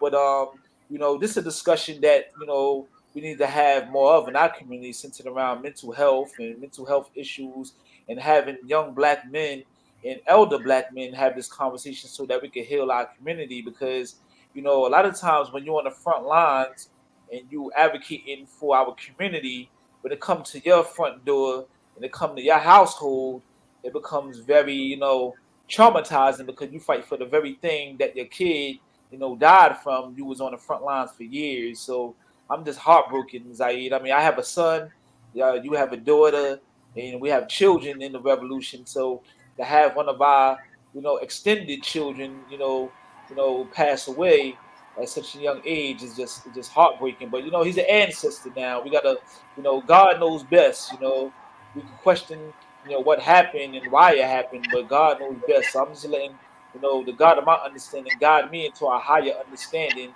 of why it happened, and allow His ancestral energy to guide us to use this particular situation for transformational change. But I definitely love that young man. I love his family. That's my sister. That was my son. And we're gonna continue to build and try to change the trajectory of what's going on in our community. That's right. And I just want to say, man, that definitely when we talk about extended family and community, man, like my son went to school with Sundiata. Wow. Yeah, I remember you were saying that. Yeah, you were saying that. Yeah, I remember when Sundiata was little, and they used to go to the same programs after school also together. Mm-hmm. So I remember Sundiata, man. So when I got that news and I put it together, I'm like, wow, man, that hurt, man. And so all of us here in my house, we're affected by that too. So definitely condolences to you and the Shakur family and everybody, man. That's crazy. Yeah. That's crazy loss. Yeah. I was talking to the Rutgers debate coach, Elijah Smith, and one of the things that we deal with as teachers and coaches is there are so many of our kids who have serious mental health issues, and it is so difficult to be able to get resources for them or get them to get resources. And we were talking about we're talking about our own students, right? And we're talking about just just how much pain is out there, how many of our students don't have, how often things just go unnoticed, right? And because we were both dealing with various students who were going through things, and I would be like just very consistently a shout out to the Shawnee Center, because over the years, I've sent multiple students, like if they didn't feel comfortable with the counseling within the school, send them to the Shawnee Center, right? Like to be able to get people to talk to in different ways. So we are definitely, like, to your point, Jaja, we are definitely going to have some shows that have conversations about stuff that we don't really like to talk about in our community, and we feel need very to. uncomfortable We talking absolutely need about to. in our community. And it's kind of like, we know that trauma informed means trauma informed, right? Like, and Newark is really good at pushing that. But as we close off this segment, I just want to let everyone know, like, yeah, we are going to be making a more concerted effort to do some shows and have some conversations that I think our community really needs to have. So, and we've touched the surface on several occasions. And shout out to Keisha Yuri. And trauma is something that she has a passion and a heart for, and just and how she deals with it, and her hands-on approach, and her noticing it, and is really, my heart goes out, and how she even notices from a standpoint to where she has to step back sometime so that she can continue to move forward and recognize that trauma is something. And coming out of COVID, we have not even touched the surface of it yet. right, So, COVID absolutely, depression and we definitely have to have for our more young shows. people. But I want to thank Dr. Jaja for coming on. We appreciate you. As we're getting ready to move on to our next segment, I just want to acknowledge you and thank you for coming on the show. Thank you for, I love the segments where there's a lot of knowledge about stuff that we didn't know about before. So thank you much, man. Thank you. I appreciate you. I appreciate you back. We are getting ready to move on to our next segment on All Politics are Local. We are. It is, if it is the first Friday, then the first Friday, is the Payne Report. So we have Congressman Donald Payne getting ready to come on with us. And so welcome, Congressman. We know that you are incredibly busy right now.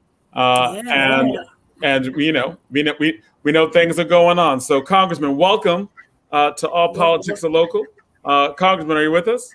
I'm with you. I'm just got one more thing to bang out here. Yeah. Oh no!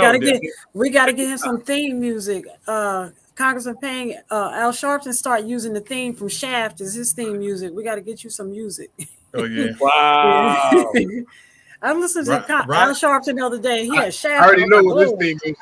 Yeah. What? Rhino knows what I want to use. Tell him, Rhino. Oh, that's right. He worked for him. Watching. Rhino worked for him. That's right. Rakim Ghetto and Streets is watching Jay-Z. There you go. There you go. Okay. Yep. I know Rhino would know. All right. So come on. And we are joined by the magnificent Ed Riley. Oh man, I'm blessed. Don't start, brother. Ain't see you in a month of Sundays, brother. How about that? Yeah, and I apologize for last month. I just wasn't in the mood. So no, brother. No apology needed, brother. Our prayers were and are with you. That's right. Thank you. Yes, sir. Yes, sir. Yes, appreciate that. Yes, sir. Yes, so, you think maybe we're a little busy down here? Oh, you think? A little bit. Yeah. Listen, what are we gonna do with these defectors amongst these Democrats? Oh my God, it's two Which of ones? them. Yeah. Well, Which the one I'm talking about some of my electoral rads. We paid some visits to Gottheimer up in Bergen County. With his wishy-washy self. Oh yeah, we're gonna take care. We're gonna take care of him. Don't worry. But really, that's we're at the crossroads of something hugely major. Yeah. Right. With just enough, troops to actually get something done, and we get a couple. I'll be the wrong one. A couple of knuckleheads, that want to stand in the way of something. that really needs to happen. You know, Right. what we gonna do about that? Well, I think you know, we had a serious few days where there was a lot of infighting and give and take and hand wringing, and my stomach's been in knots for 3 days because I'm in a pretty precarious situation. Being on the transportation infrastructure committee and being one of the authors of this bill, how do I then go vote no? But what the reconciliation bill would do for families, how could I not say no? So I was in a tough spot all the last few days. But you know,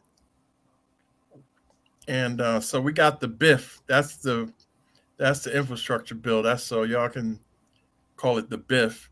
And then we have the reconciliation, which is the, you know, all the things that we'd like to see happen in our community. But I mean, you know,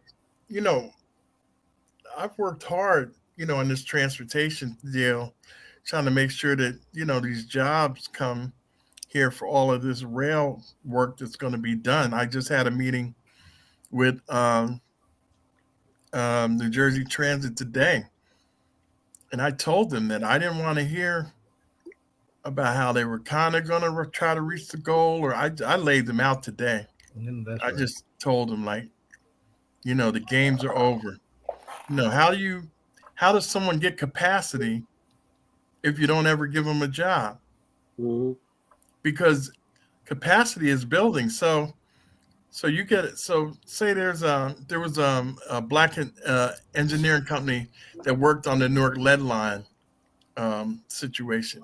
Right. He's been frustrated by the Port Authority, and you know, Port Authority has a great outreach. They come out and they meet with you and they tell you this and that and do this and then when they call back for the jobs for the projects, you know, they never get a return answer. Their outreach is incredible, but it's getting down to people getting contracts where we're woefully lacking. So you know, I really had a heart to heart with New Jersey Transit today, and I told them that you know, there's a company, Skanska, which is a large multi-billion-dollar construction firm that has had issues around, you know, minority contracting and racist situations between their white employees and their black employees, and then when the black employees complain, they fire them. So it looks like Skanska is about to get this job. And when I heard that, I just went in on them and told them, like, let me tell you something about this Skanska. I'm not playing.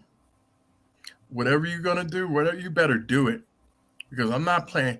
They said, well, you know, Congressman, we're going to even have somebody that is assigned to watch to make sure that the minority firms are getting that. We have a person dedicated to that. I said, you don't need that, because I'm going to be watching. I'm going to be watching. And I might show up on those work sites any day I feel like it. You know why? Because I have that purview now. I've got that power. I've got that authority. Anything railroads in this country comes to me. Period.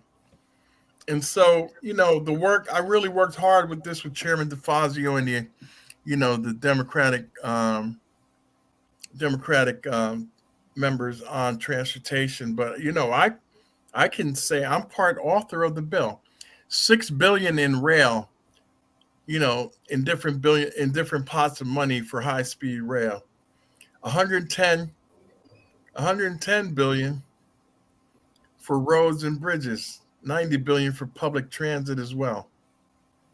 You know, this legislation would eliminate 66 billion in the rail to eliminate Amtrak's maintenance backlog and modernize the Northeast Corridor and, bring world-class rail service to this country.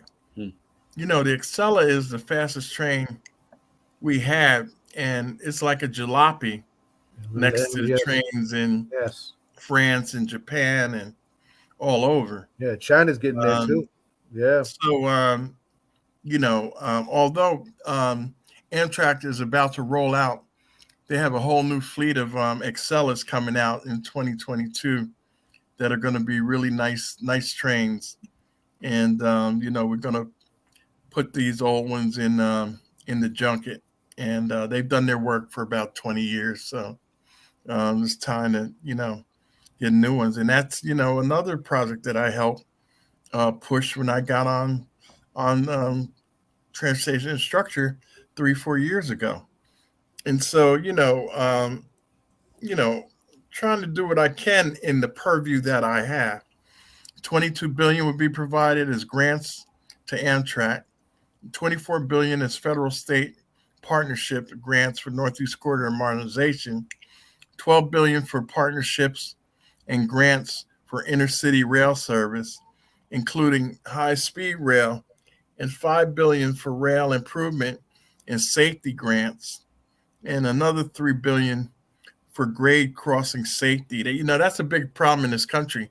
Grade crossings is where the train is at the same level as the car traffic, and there's so many people that are killed every year at the grade crossings that it is a major problem. And so we got $3 billion for grade crossing safety and improvements. So, and then, with my experience in the situation with the lead in Newark, I wrote the first legislation in 2014 when it first happened. And, we moved on and the county and the city got together and the state helped out and, we got it solved.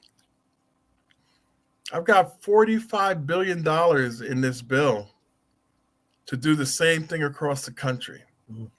So that means Orange and Irvington, we're going to go in there and do the same thing at no cost to the residents. $55 billion to replace lead lines in this country. So, I'm really proud of, the work that I'm doing. That's the BIF side. Now the reconciliation side. There's just so much money in that bill that will allow people to finally have a quality of life and stop giving money away to the rich and tax cuts to the rich. This will finally be something for working class people and let them, benefit from an administration that's in the White House. And, we've really been going at it, the Democrats, the progressives and, the rest of the Democrats. I thought I was progressive, but, I guess, somebody else gets to decide whether you're progressive or not. But, that's all right. I know what I need to do, and I know where my heart is, and I know, that it's with the people. And so it's just been such a dilemma for me. All of that money that I've been able to get in that bill, and then I have to vote no against it. I mean, that's a tough pill to swallow. But we got to make sure that we do right by our communities. And so that's been my big dilemma the last few days. But, we've had 2 or 3 meetings with the caucus. We meet like once or twice a week. We've had 3 meetings. Black caucus met last night. Progressive caucus met. The Dem caucus met twice. And, but I tell you, Joe Biden is really a unique individual. He came up to Capitol Hill today. Uncle Joe came up to Capitol Hill to get his nephews and nieces to stop fighting. We're all on the same team. He's not looking for the biff to, like Gottheimer and those people want to push the biff and forget the other one. Joe Biden today came up on Capitol Hill in front of all of us and said, no, the two go together. The two go together. And he doesn't have to take that stance. He could get what he wants to get and, keep it moving. And if it doesn't work out, oh, well. He said, no, the two of them are going to run concurrently. That took a lot. And he came to Capitol Hill. We didn't go see him. He got in that car, and they closed traffic from the White House to the Capitol when he's moving. So he's driving down the middle of Washington, no traffic, up to the Capitol. Big motorcade comes on, 16 motorcycles, 12 SUVs, two of the beasts, so you don't know which one he's really in. Two of the same car come up. And, it's just an amazing thing to see. But I mean, he really, really makes me proud. And I know why these are the reasons that I supported him is days like this. And really what it seems like you're saying is that for all the people who are like, Joe Biden's not progressive, you're like, in this infrastructure deal, he's like, the party's either united or it's not. Right. He's been more progressive. The complaint is that he's too progressive. He's been working with the progressive wing of the party. So I mean, folks gotta knock this crap off. I'm progressive. Believe me, I'm progressive. But I mean, just like you got Republicans in the crazy right wing of the Republican Party. Hey, guess what? We got some on the left too. So, and this whole thing is consensus and compromise. This government doesn't work unless you say like, okay, all right, all right, I'm at 1.5, you're at 3.5. How about 2.5? Well, no, that's too much, with this and that and that and this. All right, how about 2? That's too low because we lose this and that. So it's a negotiation. And, that Manchin had threw out a number, was a very good sign. So we're actually closer to getting this done than we were, several days ago. It's interesting. From the outside, I thought that a lot of the goals of the moderate Democrats who are holding out was that they just wanted more money, right? Like I imagined that the infrastructure in West Virginia would be amazing. The infrastructure in Arizona would just be like, oh my God, they got high-speed rail in West Virginia going through the mountains, right? Like they got all the coal miners are now working on infrastructure. I thought that the problem was going to be solved by just like they were holding out for a larger pie to employ the people in their state. But that doesn't seem to be the case. Manchin's playing a very shrewd political game. He is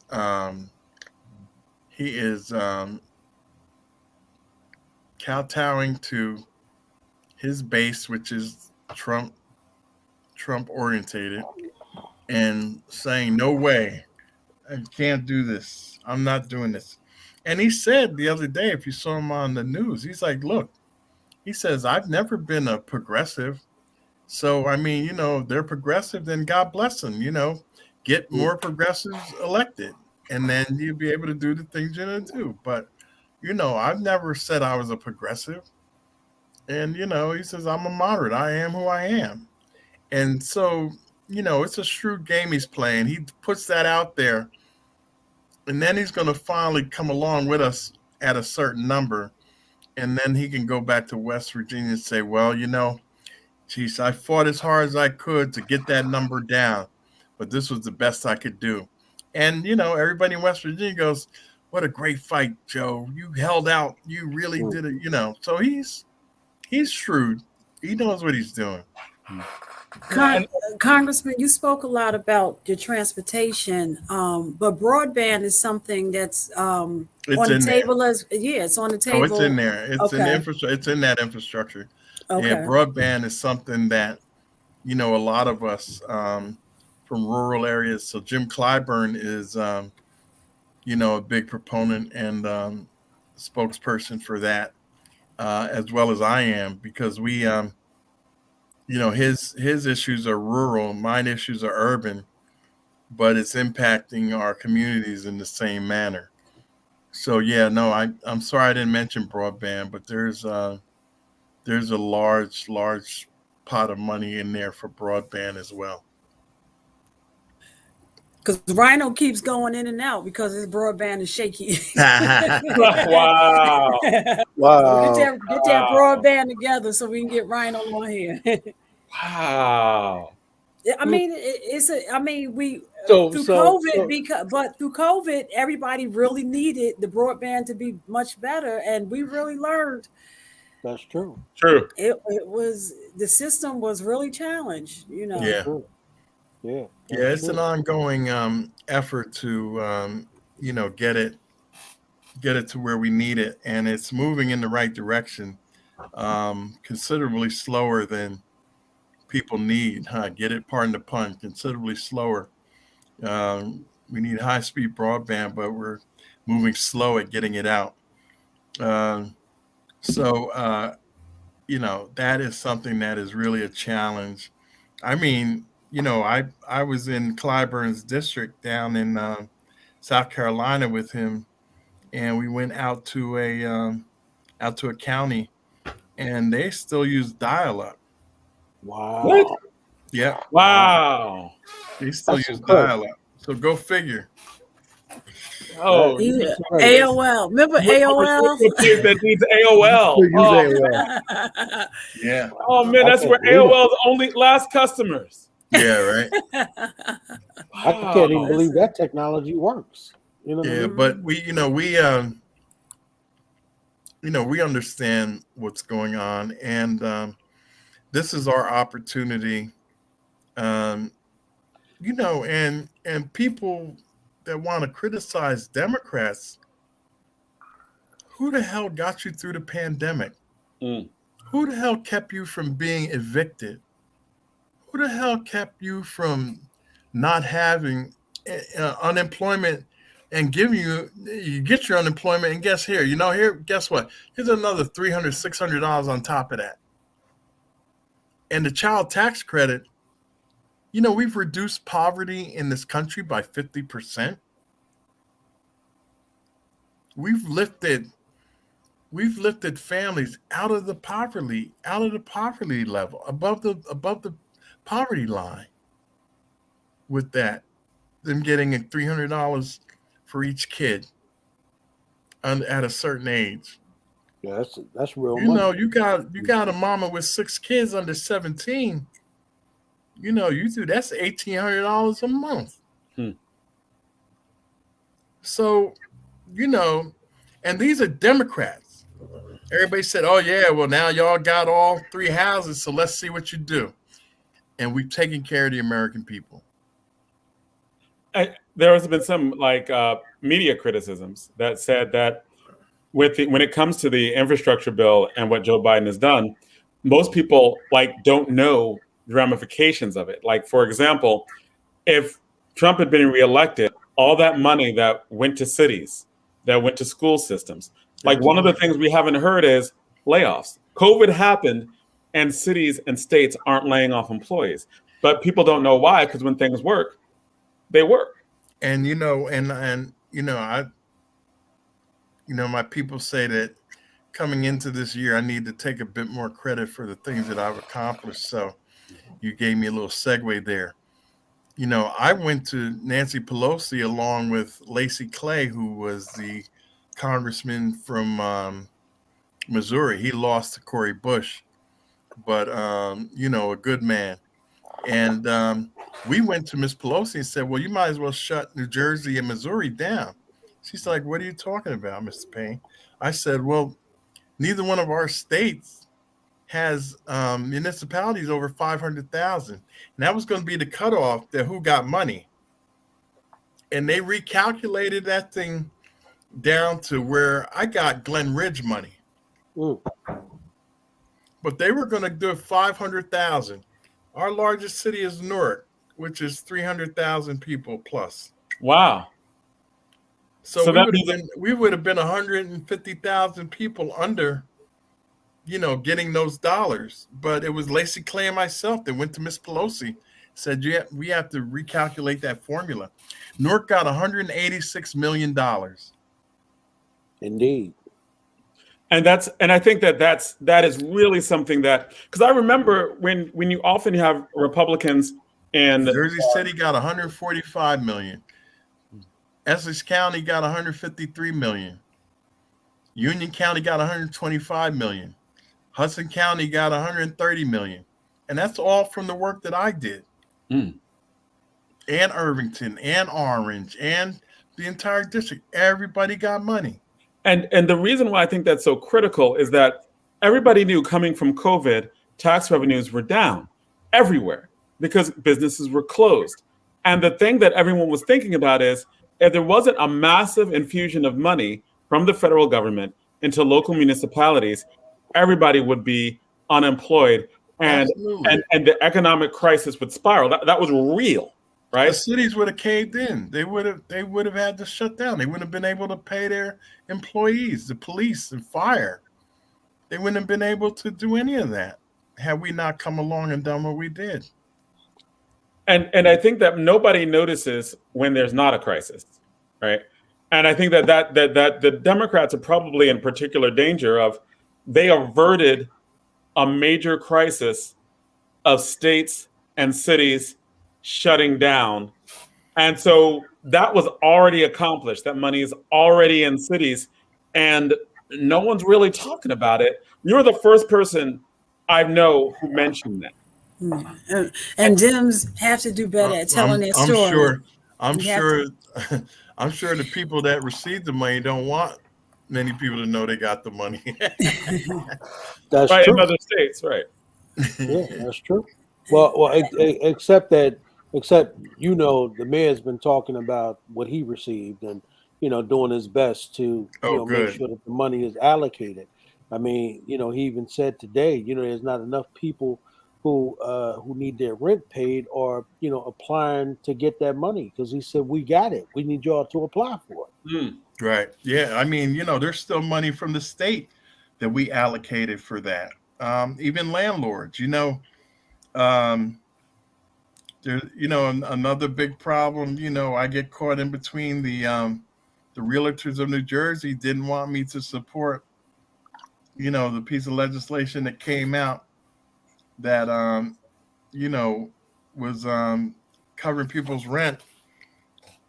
But, you know, I did support it. Some legislation Cori Bush had, but I did support it. But I called them to explain, look, I'm doing for tenants and renters what I did for you guys already for landlords, because there's money at the state already to keep you in your, you know, to keep you going while you're not receiving rent. So, you know, we've had to push the state a little more to get the money out. They've been kind of dragging their feet. But, you know, I made a call to the governor's chief of staff and told them that they got to do a better job because people are like saying, well, you know, nobody's helping us. And, you know, there's millions of dollars there, hundreds of millions of dollars there to, you know, keep people in their rental apartments and keep landlords in their properties. And so we took care of everybody, the Democrats. So all of them people that want to say we don't do nothing, look at what we've done since January 20th. I mean, you know, and people have to acknowledge it finally, that the party that has gone to bat for people are the Democrats. And now that we're in the catbird seat, look at what we're doing. And I think that's the whole marketing thing, right? Because again, there are very few people talking about the plans that have already been passed, like the stuff that's already been done that really flooded money. There is so much money right now, apparently, in our communities, according to what you just said, and according to what the mayor said, that people aren't even using it, right? So there's more money in the system than people have actually even accessed to be able to use, and I think that disconnection, that lack of people knowing is eventually may be a problem, especially because even now with the new infrastructure bill, we talked about roads and bridges, we've talked about broadband, but what are some of the other things in the infrastructure bill that are at stake for American people? Like what are the specifics of it, or any of those specifics that we should know about, beside roads and bridges that are really, really needed, right? Beside broadband that's really, really needed. What is lost if Joe Manchin gets his way and we only do roads and bridges? Well, I'm not sure what you mean. Oh, in other words, talking about not doing the reconciliation, or right? Like in the reconciliation bill, people talk about it as the reconciliation bill. They talk about the reconciliation bill is so important, right?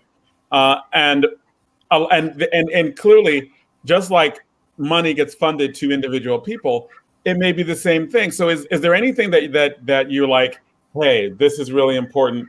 Like right now, we're at a loggerheads. Oh, nothing's getting passed. No, I mean, you know, the negotiations continue, and the reconciliation bill has, you know, money for housing. I mean, all the things that we feel are important are in the reconciliation bill. You know, aid to dependent children. I don't know. Better, more money for healthcare workers, for seniors. Money to fund daycare so people can go back to work. So a lot of the reconciliation bill has to do with, you know, helping people in their everyday lives and making it a situation where they can be prosperous. You know, you can't go to work if you ain't got nobody to watch your kids. Fair. So, you know, we put a lot of money into daycare, and you know, I'm kind of drawing a blank. You know, but I mean, like, there's much more money in there to keep people, you know, in their apartments, like we're talking about. There's more money coming behind what's already there. But there's money on both sides, because there's money for the renter as well as there's money for the mortgage. So if a person has been unable to pay their mortgage, there's money for that as well. But in some cases, I don't know if we would say people are stuck or people are there's a lot of challenges. So I know, like in one case, I know somebody that owns an apartment building, and one of the things that she had to do is that she had to go knocking door to door of the people that she wasn't getting rent from and handing them the application and helping them fill it out. So there is that connection of just kind of nudging people to say, hey, this, and getting, like you said earlier, Jonathan, getting the information to people, because oftentimes we can't assume that everybody knows that this help is out there as well. But that's also part of it, though. You know, Congressman, what the mayor was saying today, you know, he was just saying that Newark has not received enough application. Now, I don't know if that's because you know, a lot of our folks in our community may not know how to fill out those applications and maybe don't want to ask folks for help. I don't know what the reason is, but it's not like the money's not there. It's not like the help is not there. Right. You know, in other times the money wasn't there. That's right. Now the money is there. The money is there for everything. Right. And you know, I don't know what we have to do. I mean, and there's also, I think more recently around COVID, there's incentives to get the vaccine. Like for those who have not gotten the vaccine, there's money there to inspire people to get the vaccine. There's funding also now on the unemployment side to encourage people to go back to work. I think I seen something recently with that there are bonus sign-ons if people go back to work. Are you familiar with that, Congressman? Is that all a part? To my knowledge, I'm not sure, but you know, I wouldn't be surprised if there wasn't. So. And Annette also said, doesn't infrastructure, Annette's a little frustrated. She's like, jobs, doesn't infrastructure create jobs? I can feel you, Annette. Absolutely. That's what I was talking about. Lead pipe replacement, high-speed rail, concrete to build the bridges for the trains. I mean, and you know, 22 billion, 24 billion, 12 billion, 5 billion, 3 billion. Look, we're ready. And we got the money, and we're 23 billion that pot of money that could be used to modernize drinking and wastewater. And you know, our sewers and you know, water systems need revamping. I mean, you know, infrastructure is everything. And for the first time, we have included housing in infrastructure. We have kind of worked it into the T&I sphere of influence, and you know, have housing in the infrastructure in transportation. So, you know, can you expand on that more, Congressman, about when you say housing is included? Can you expand on? Well, you know, public housing was in HUD and this and that. What we've done is we've made housing an infrastructure issue because the lack of quality housing in the country, you know, that's part of the infrastructure of the country. So we have defined the problem to come under our purview so we can help it along as well. And so, you know, and that's another opportunity for money and programs to help you know, help the housing crunch. So, you know, I thought it was very clever.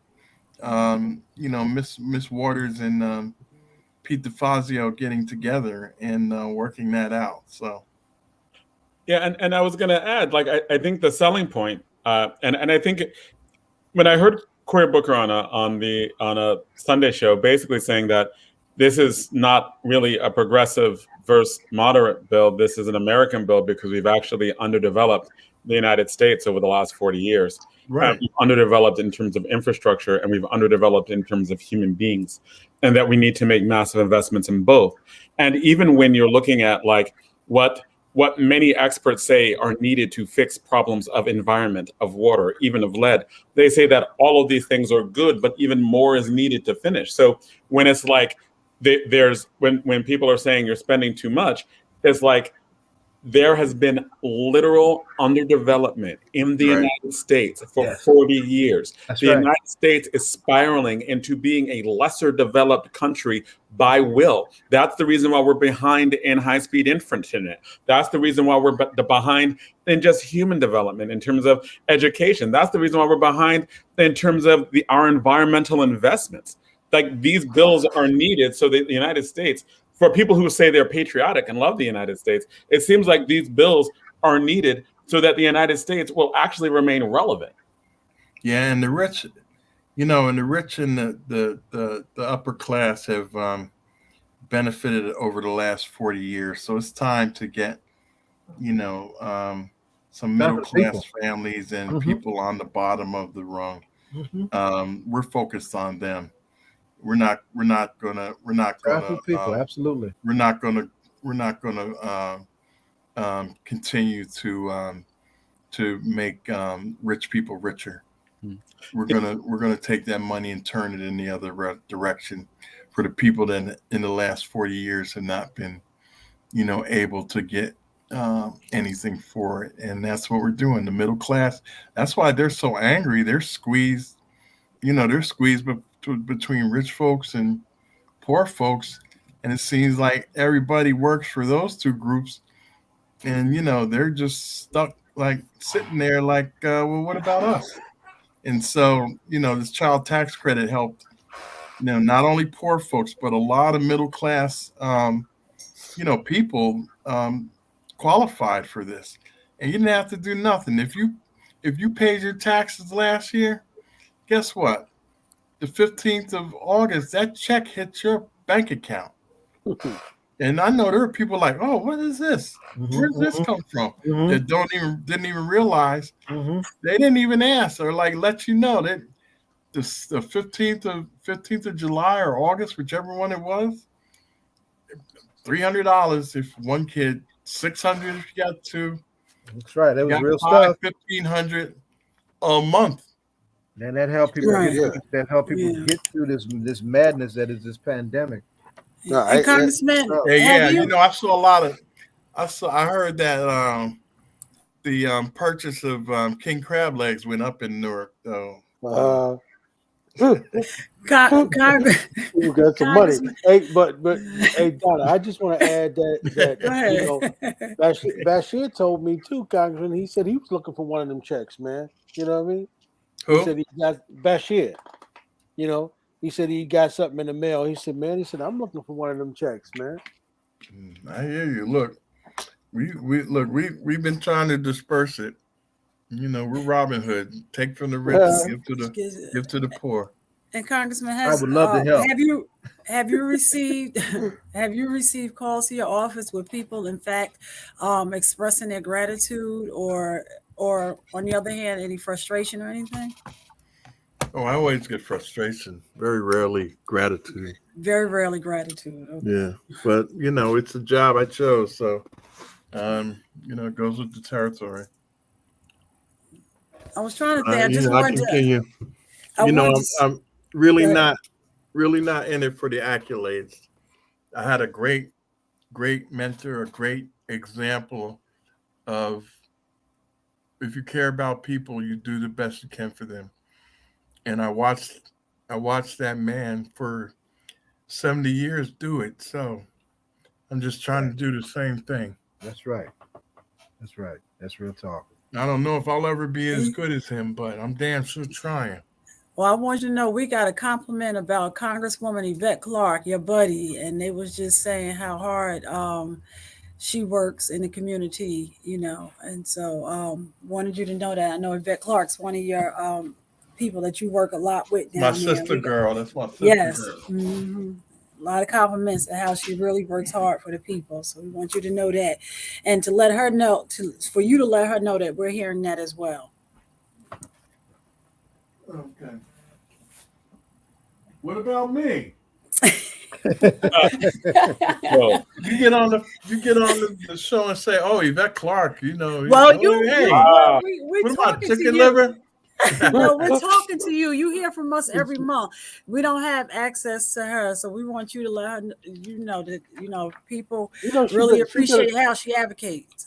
She's been on the show.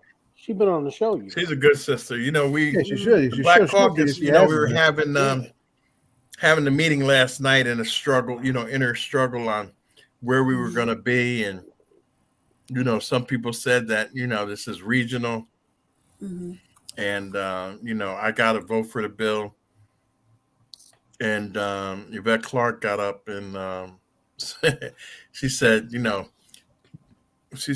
with all that infrastructure money, that's great and all, but it's regional. And in my region, she said, it's only the white men that get that infrastructure money and work on those trains and this and that. We're left out, which she is so true. Yeah, man. And she said, so, I understand what people are saying. And, I love you all. We're a family. but families disagree too at times. So she said, on the infrastructure package, she said, I'm a hell no. Yeah. And I think that's also like a framing that I really haven't heard publicly, right? Like, and it's true. A lot of the traditional infrastructure bill will help middle class white men or lower working class white men. And really, I mean, and I think that when she brought that out, or when you just talked about it, the other infrastructure bill is going to be helping a lot more women, a lot more Black and Latino women, right, and men, right? Like, right. I think that's why we want both. That's why we want both. We set it up that way. We get the infrastructure built, get the country built back. You know, Black people use bridges too, folks. That's right. You know, Black people use bridges and roads and everything too. So, you know, this is not something that's just for the majority population. You know, everybody's got to get to work in a safe manner. And we got 10,000 bridges in this country that engineers say nobody should even go over, and we're still using them. So we're at a crisis. You're riding over a bridge. Riding over a bridge with a prayer. Yeah.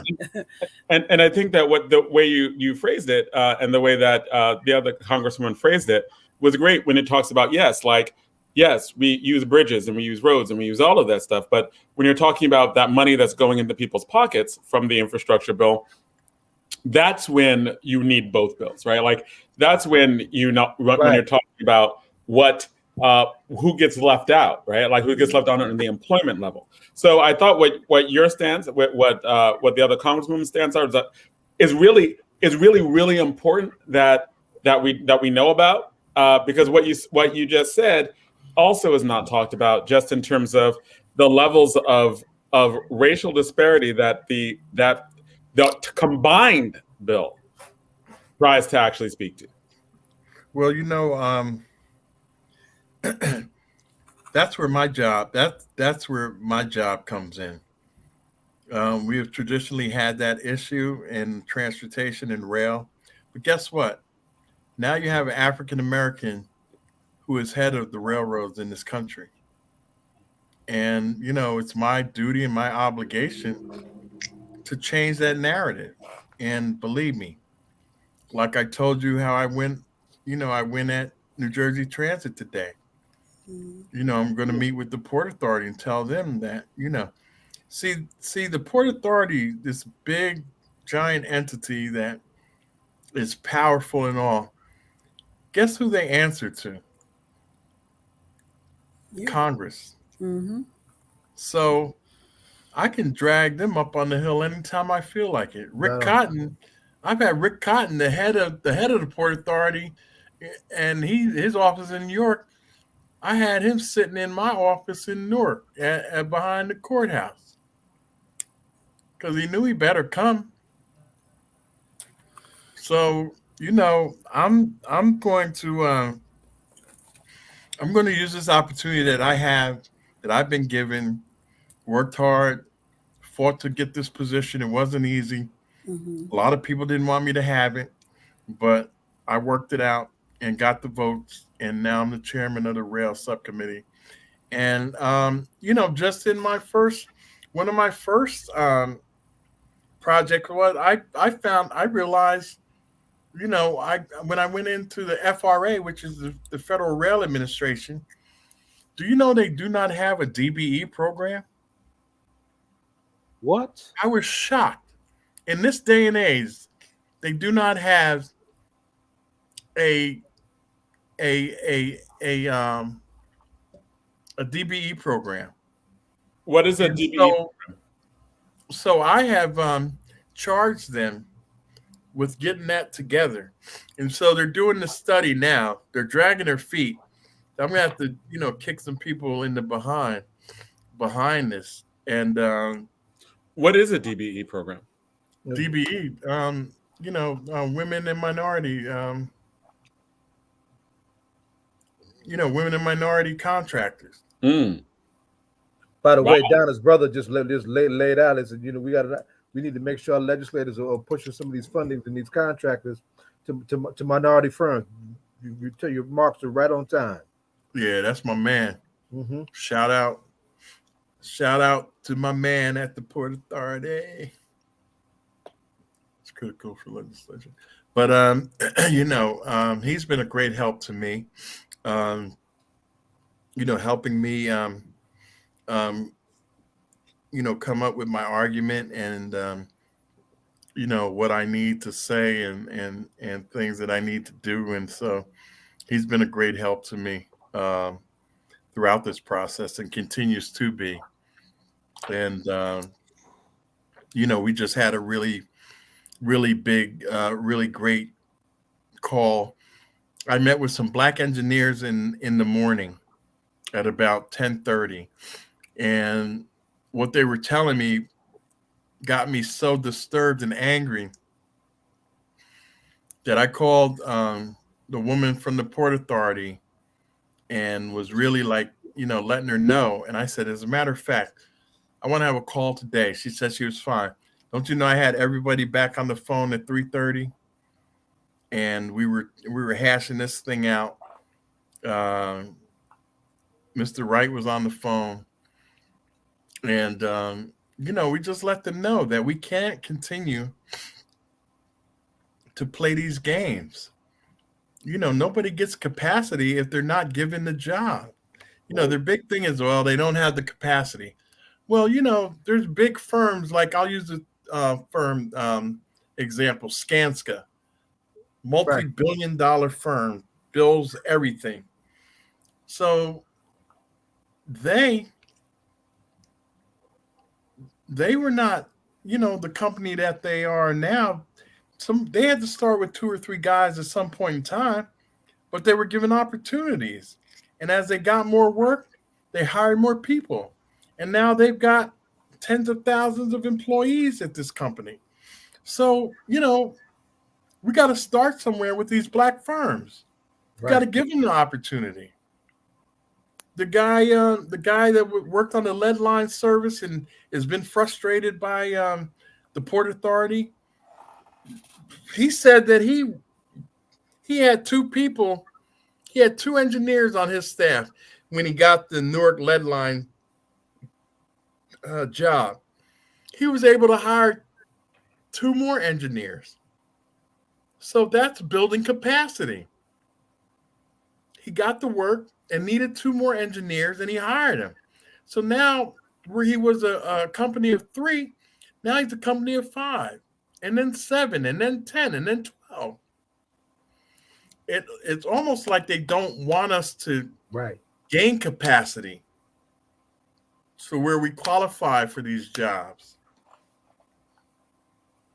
Keith, disadvantaged business enterprise. All projects that receive federal funds must utilize DBEs on funded projects. Thank you, Keith. DBE, I don't know. It's Black people getting jobs. I don't know. Black people getting contracts. That's funny. But you know something? You know what I found out tonight, John? I think that we let Congressman talk. We learned more tonight than we've learned in a long time. Just letting them explain some stuff to us. You know that? Right. Just asking some questions. Yeah, absolutely. Yeah. But Congressman, oftentimes the people want to know, is there anything that we need to do? Do we need to flood Manchin's phone? Is there anything that you would ask the people to do or continue to do in terms of...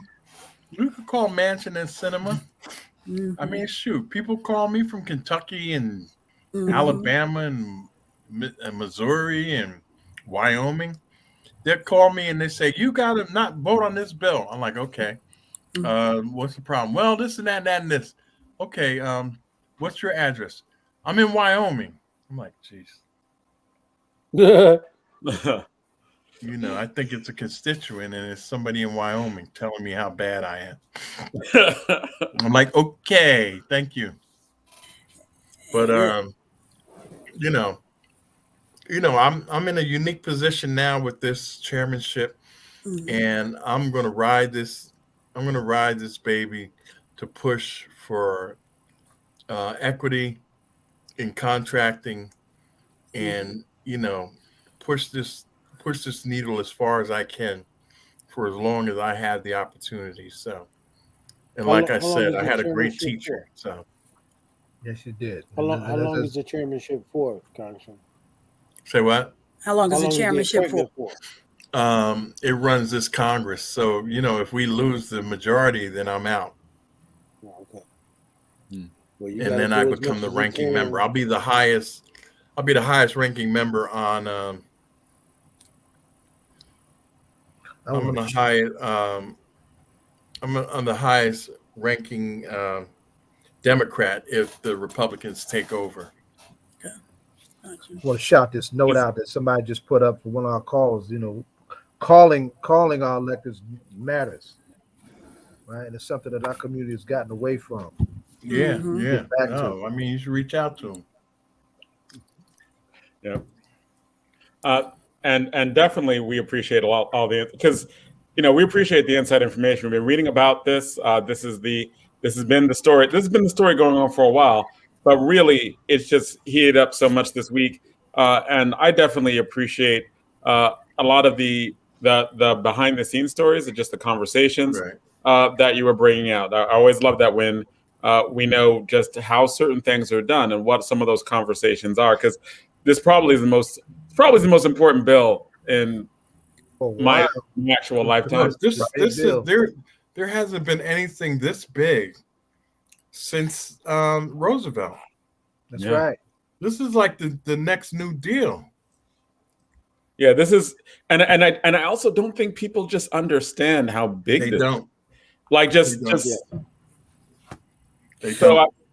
Well, as we come to an end, I wanted to say while Congressman was on the phone, we didn't get to shout out Melvin Van Peebles at our last show, and he's going on with the ancestors. So we wanted to just give his name up, Melvin Van Peebles. And I know last time he was in Newark, I had an opportunity to spend some time with him when he was receiving an award at the Newark Film Fest. So Melvin Van Peebles, who was going on with the ancestors. Also, Sarah Dash, formerly of LaBelle, who was from Trenton, New Jersey, passed. So her funeral was tomorrow. I didn't realize she was up there like that. Yeah. Yeah. Okay. So she was probably my favorite because she was from Jersey. So I always like to represent my people. So condolences to the Dash family. Yeah. And she's gone on. Oh, a day apart. They died a day apart. Okay. Sarah was on the 20th and Melvin was on the 21st. So. Okay. Yeah, we're gonna have to think, Congressman, when you was doing your Black History Month and then you went into your Women's History Month. Because you was on a roll with those 2 months. So we got to give you when you was shouting out people every day. So we got to figure out. I like when you do that focus and yell at or tell everybody's history when you were doing each day. So we look forward to that. Yeah, that was fun. I just decided to try to represent somebody, every day for those months. So that was a lot of fun. And, getting information out. Maybe some people didn't know. So, Congress, we know that we're finishing up, but did you do a panel during the annual legislative conference? Did you do anything? I did. And it was virtual. But, you can go, I think it's on YouTube. You can go to YouTube and look it up. And we'll put it on our page. You did a small business. What did you do this year? I did. I continued with my small business and, creating wealth in the Black community. All right. Ed, I'll send it to you so we can put it on the page. Okay, Ed? It's funny. A lot of, most of my work are not in jurisdictions of my committees. Like I do a lot of healthcare, with the dialysis and diabetes and kidney. And I just received the award from the highest award that an elected can get from the American Cancer Society for my work. I just passed another bill last week. And also I just passed a bill 2 days ago that deals with children during disasters. And that passed the House. I don't know how we got it by the Republicans, but they they voted for it and went through. So another feather in my cap. And then what I'm going to do one day is people continue to tell me that you got to let people know what you do. So as you can see, I'm trying to be a bit more vocal about the things that I've done, and because I don't need anybody coming along saying, well, what does he do? And then they're like, yeah, what does he do? And, with infrastructure and those type things, it doesn't necessarily resonate in our communities. But, it's we got to fix that. Understand. Congress is supporting their district, but they have a national scope that they have to deal with. So, I'm being asked, on this level, we're being asked to deal with the issues of the country. It's not like a mayor. People think, they understand the mayor and the city council, and they think everybody up the chain is the same way. And, we somehow got to explain what our roles are. Like, I don't have a lot of jobs to give out as a congressman. I don't have any jobs to give out other than in my offices. But, people continue to come to me later. I need a job. Can you get me in the water department, or can you do this? That's not my, it's not my purview. I help where I can. But, I just had a very successful job fair, veterans job fair. And I was very proud because I had 44 people get jobs on site at the point where they interviewed there in the tent. We did it outside the veterans courthouse, and down there on at the Hall of Records. And 44 people got jobs before they left the tent, so they were hired on the spot. So I was very proud of that. And there were a couple hundred others that started the process and would continue on with the company if they could get in. But to have 44 people get jobs in the morning, I just was really proud of that. Well, Congressman, we want to say thank you, my brother. We definitely appreciate you coming through and really just laying out some things with us tonight. I feel like I've learned a tremendous amount about more about what you've been doing down there, and just want to say thank you, man. You know what I mean? Yeah. We appreciate you down there, batting the way you are, and especially now that you have that chairmanship. So we appreciate that. We're gonna give you the last word, man. But there's anything you want to say. Well, I appreciate the coming cities on from and going bankrupt. You saved the city and the from a lot of cities from going bankrupt. Oh yeah, no, that would have been devastating had we not been able to do that. And I think that is one of my major accomplishments is having the Speaker of the House go back and relook at the formula. So I'm very proud of that. And my brother Lacey Clay, who's no longer in Congress with us, but that was and I do those type things every day, and I don't toot my horn about it. I do the job and I do what I need to do, and but when you have somebody that says that you don't do anything, or where are you, and this kind of nonsense, you have to finally speak up and defend yourself. Well, Congressman, we want you to toot your horn a little bit more. And I know it's hard when you're down there doing the work. You're doing the work because that's what you were sent there to do. But take 10 minutes a week and toot your horn, sir. We need you to do that. Yeah, I'm gonna have to. If I don't toot it, nobody else will. Exactly. So. Yeah. But I really appreciate all of y'all. Well, that's not necessarily true because you got your own show. You got an hour. Take all the time you want to toot. Right. That's true. Fair enough. You know what I mean? That's a good point. Fair enough. Use a trumpet or saxophone, but blow. Yeah. And the beautiful thing about that, Congressman, once you put it on record, they can go back and listen to it and rewind it and play as many times as they want. It's there forever. That's true. And Congressman, at the top of the show today, we had Pastor Carter, Joe Carter on. So wow! I'm glad we didn't get y'all two together. Yeah, we probably would have never got off. Yeah, no, Pastor Carter can get down. He's a good brother, good pastor. I really have appreciated him for a long time. So, yep. All So, right, then. so thank you so much, and all of, for we had a lot of really good guests. So thank you so much because giving your time, and we know what you're going through and what you're working on, and so much appreciated. And since we're already late, you can just close out by telling us who you're listening to these days. Anybody different? No, I got the same old. Okay. Same old stuff. Same old. Okay. Yeah, I'm stuck in a groove. I'm stuck in a groove. All right. All right. So thank you. So thanks again. And so I guess that's until next week.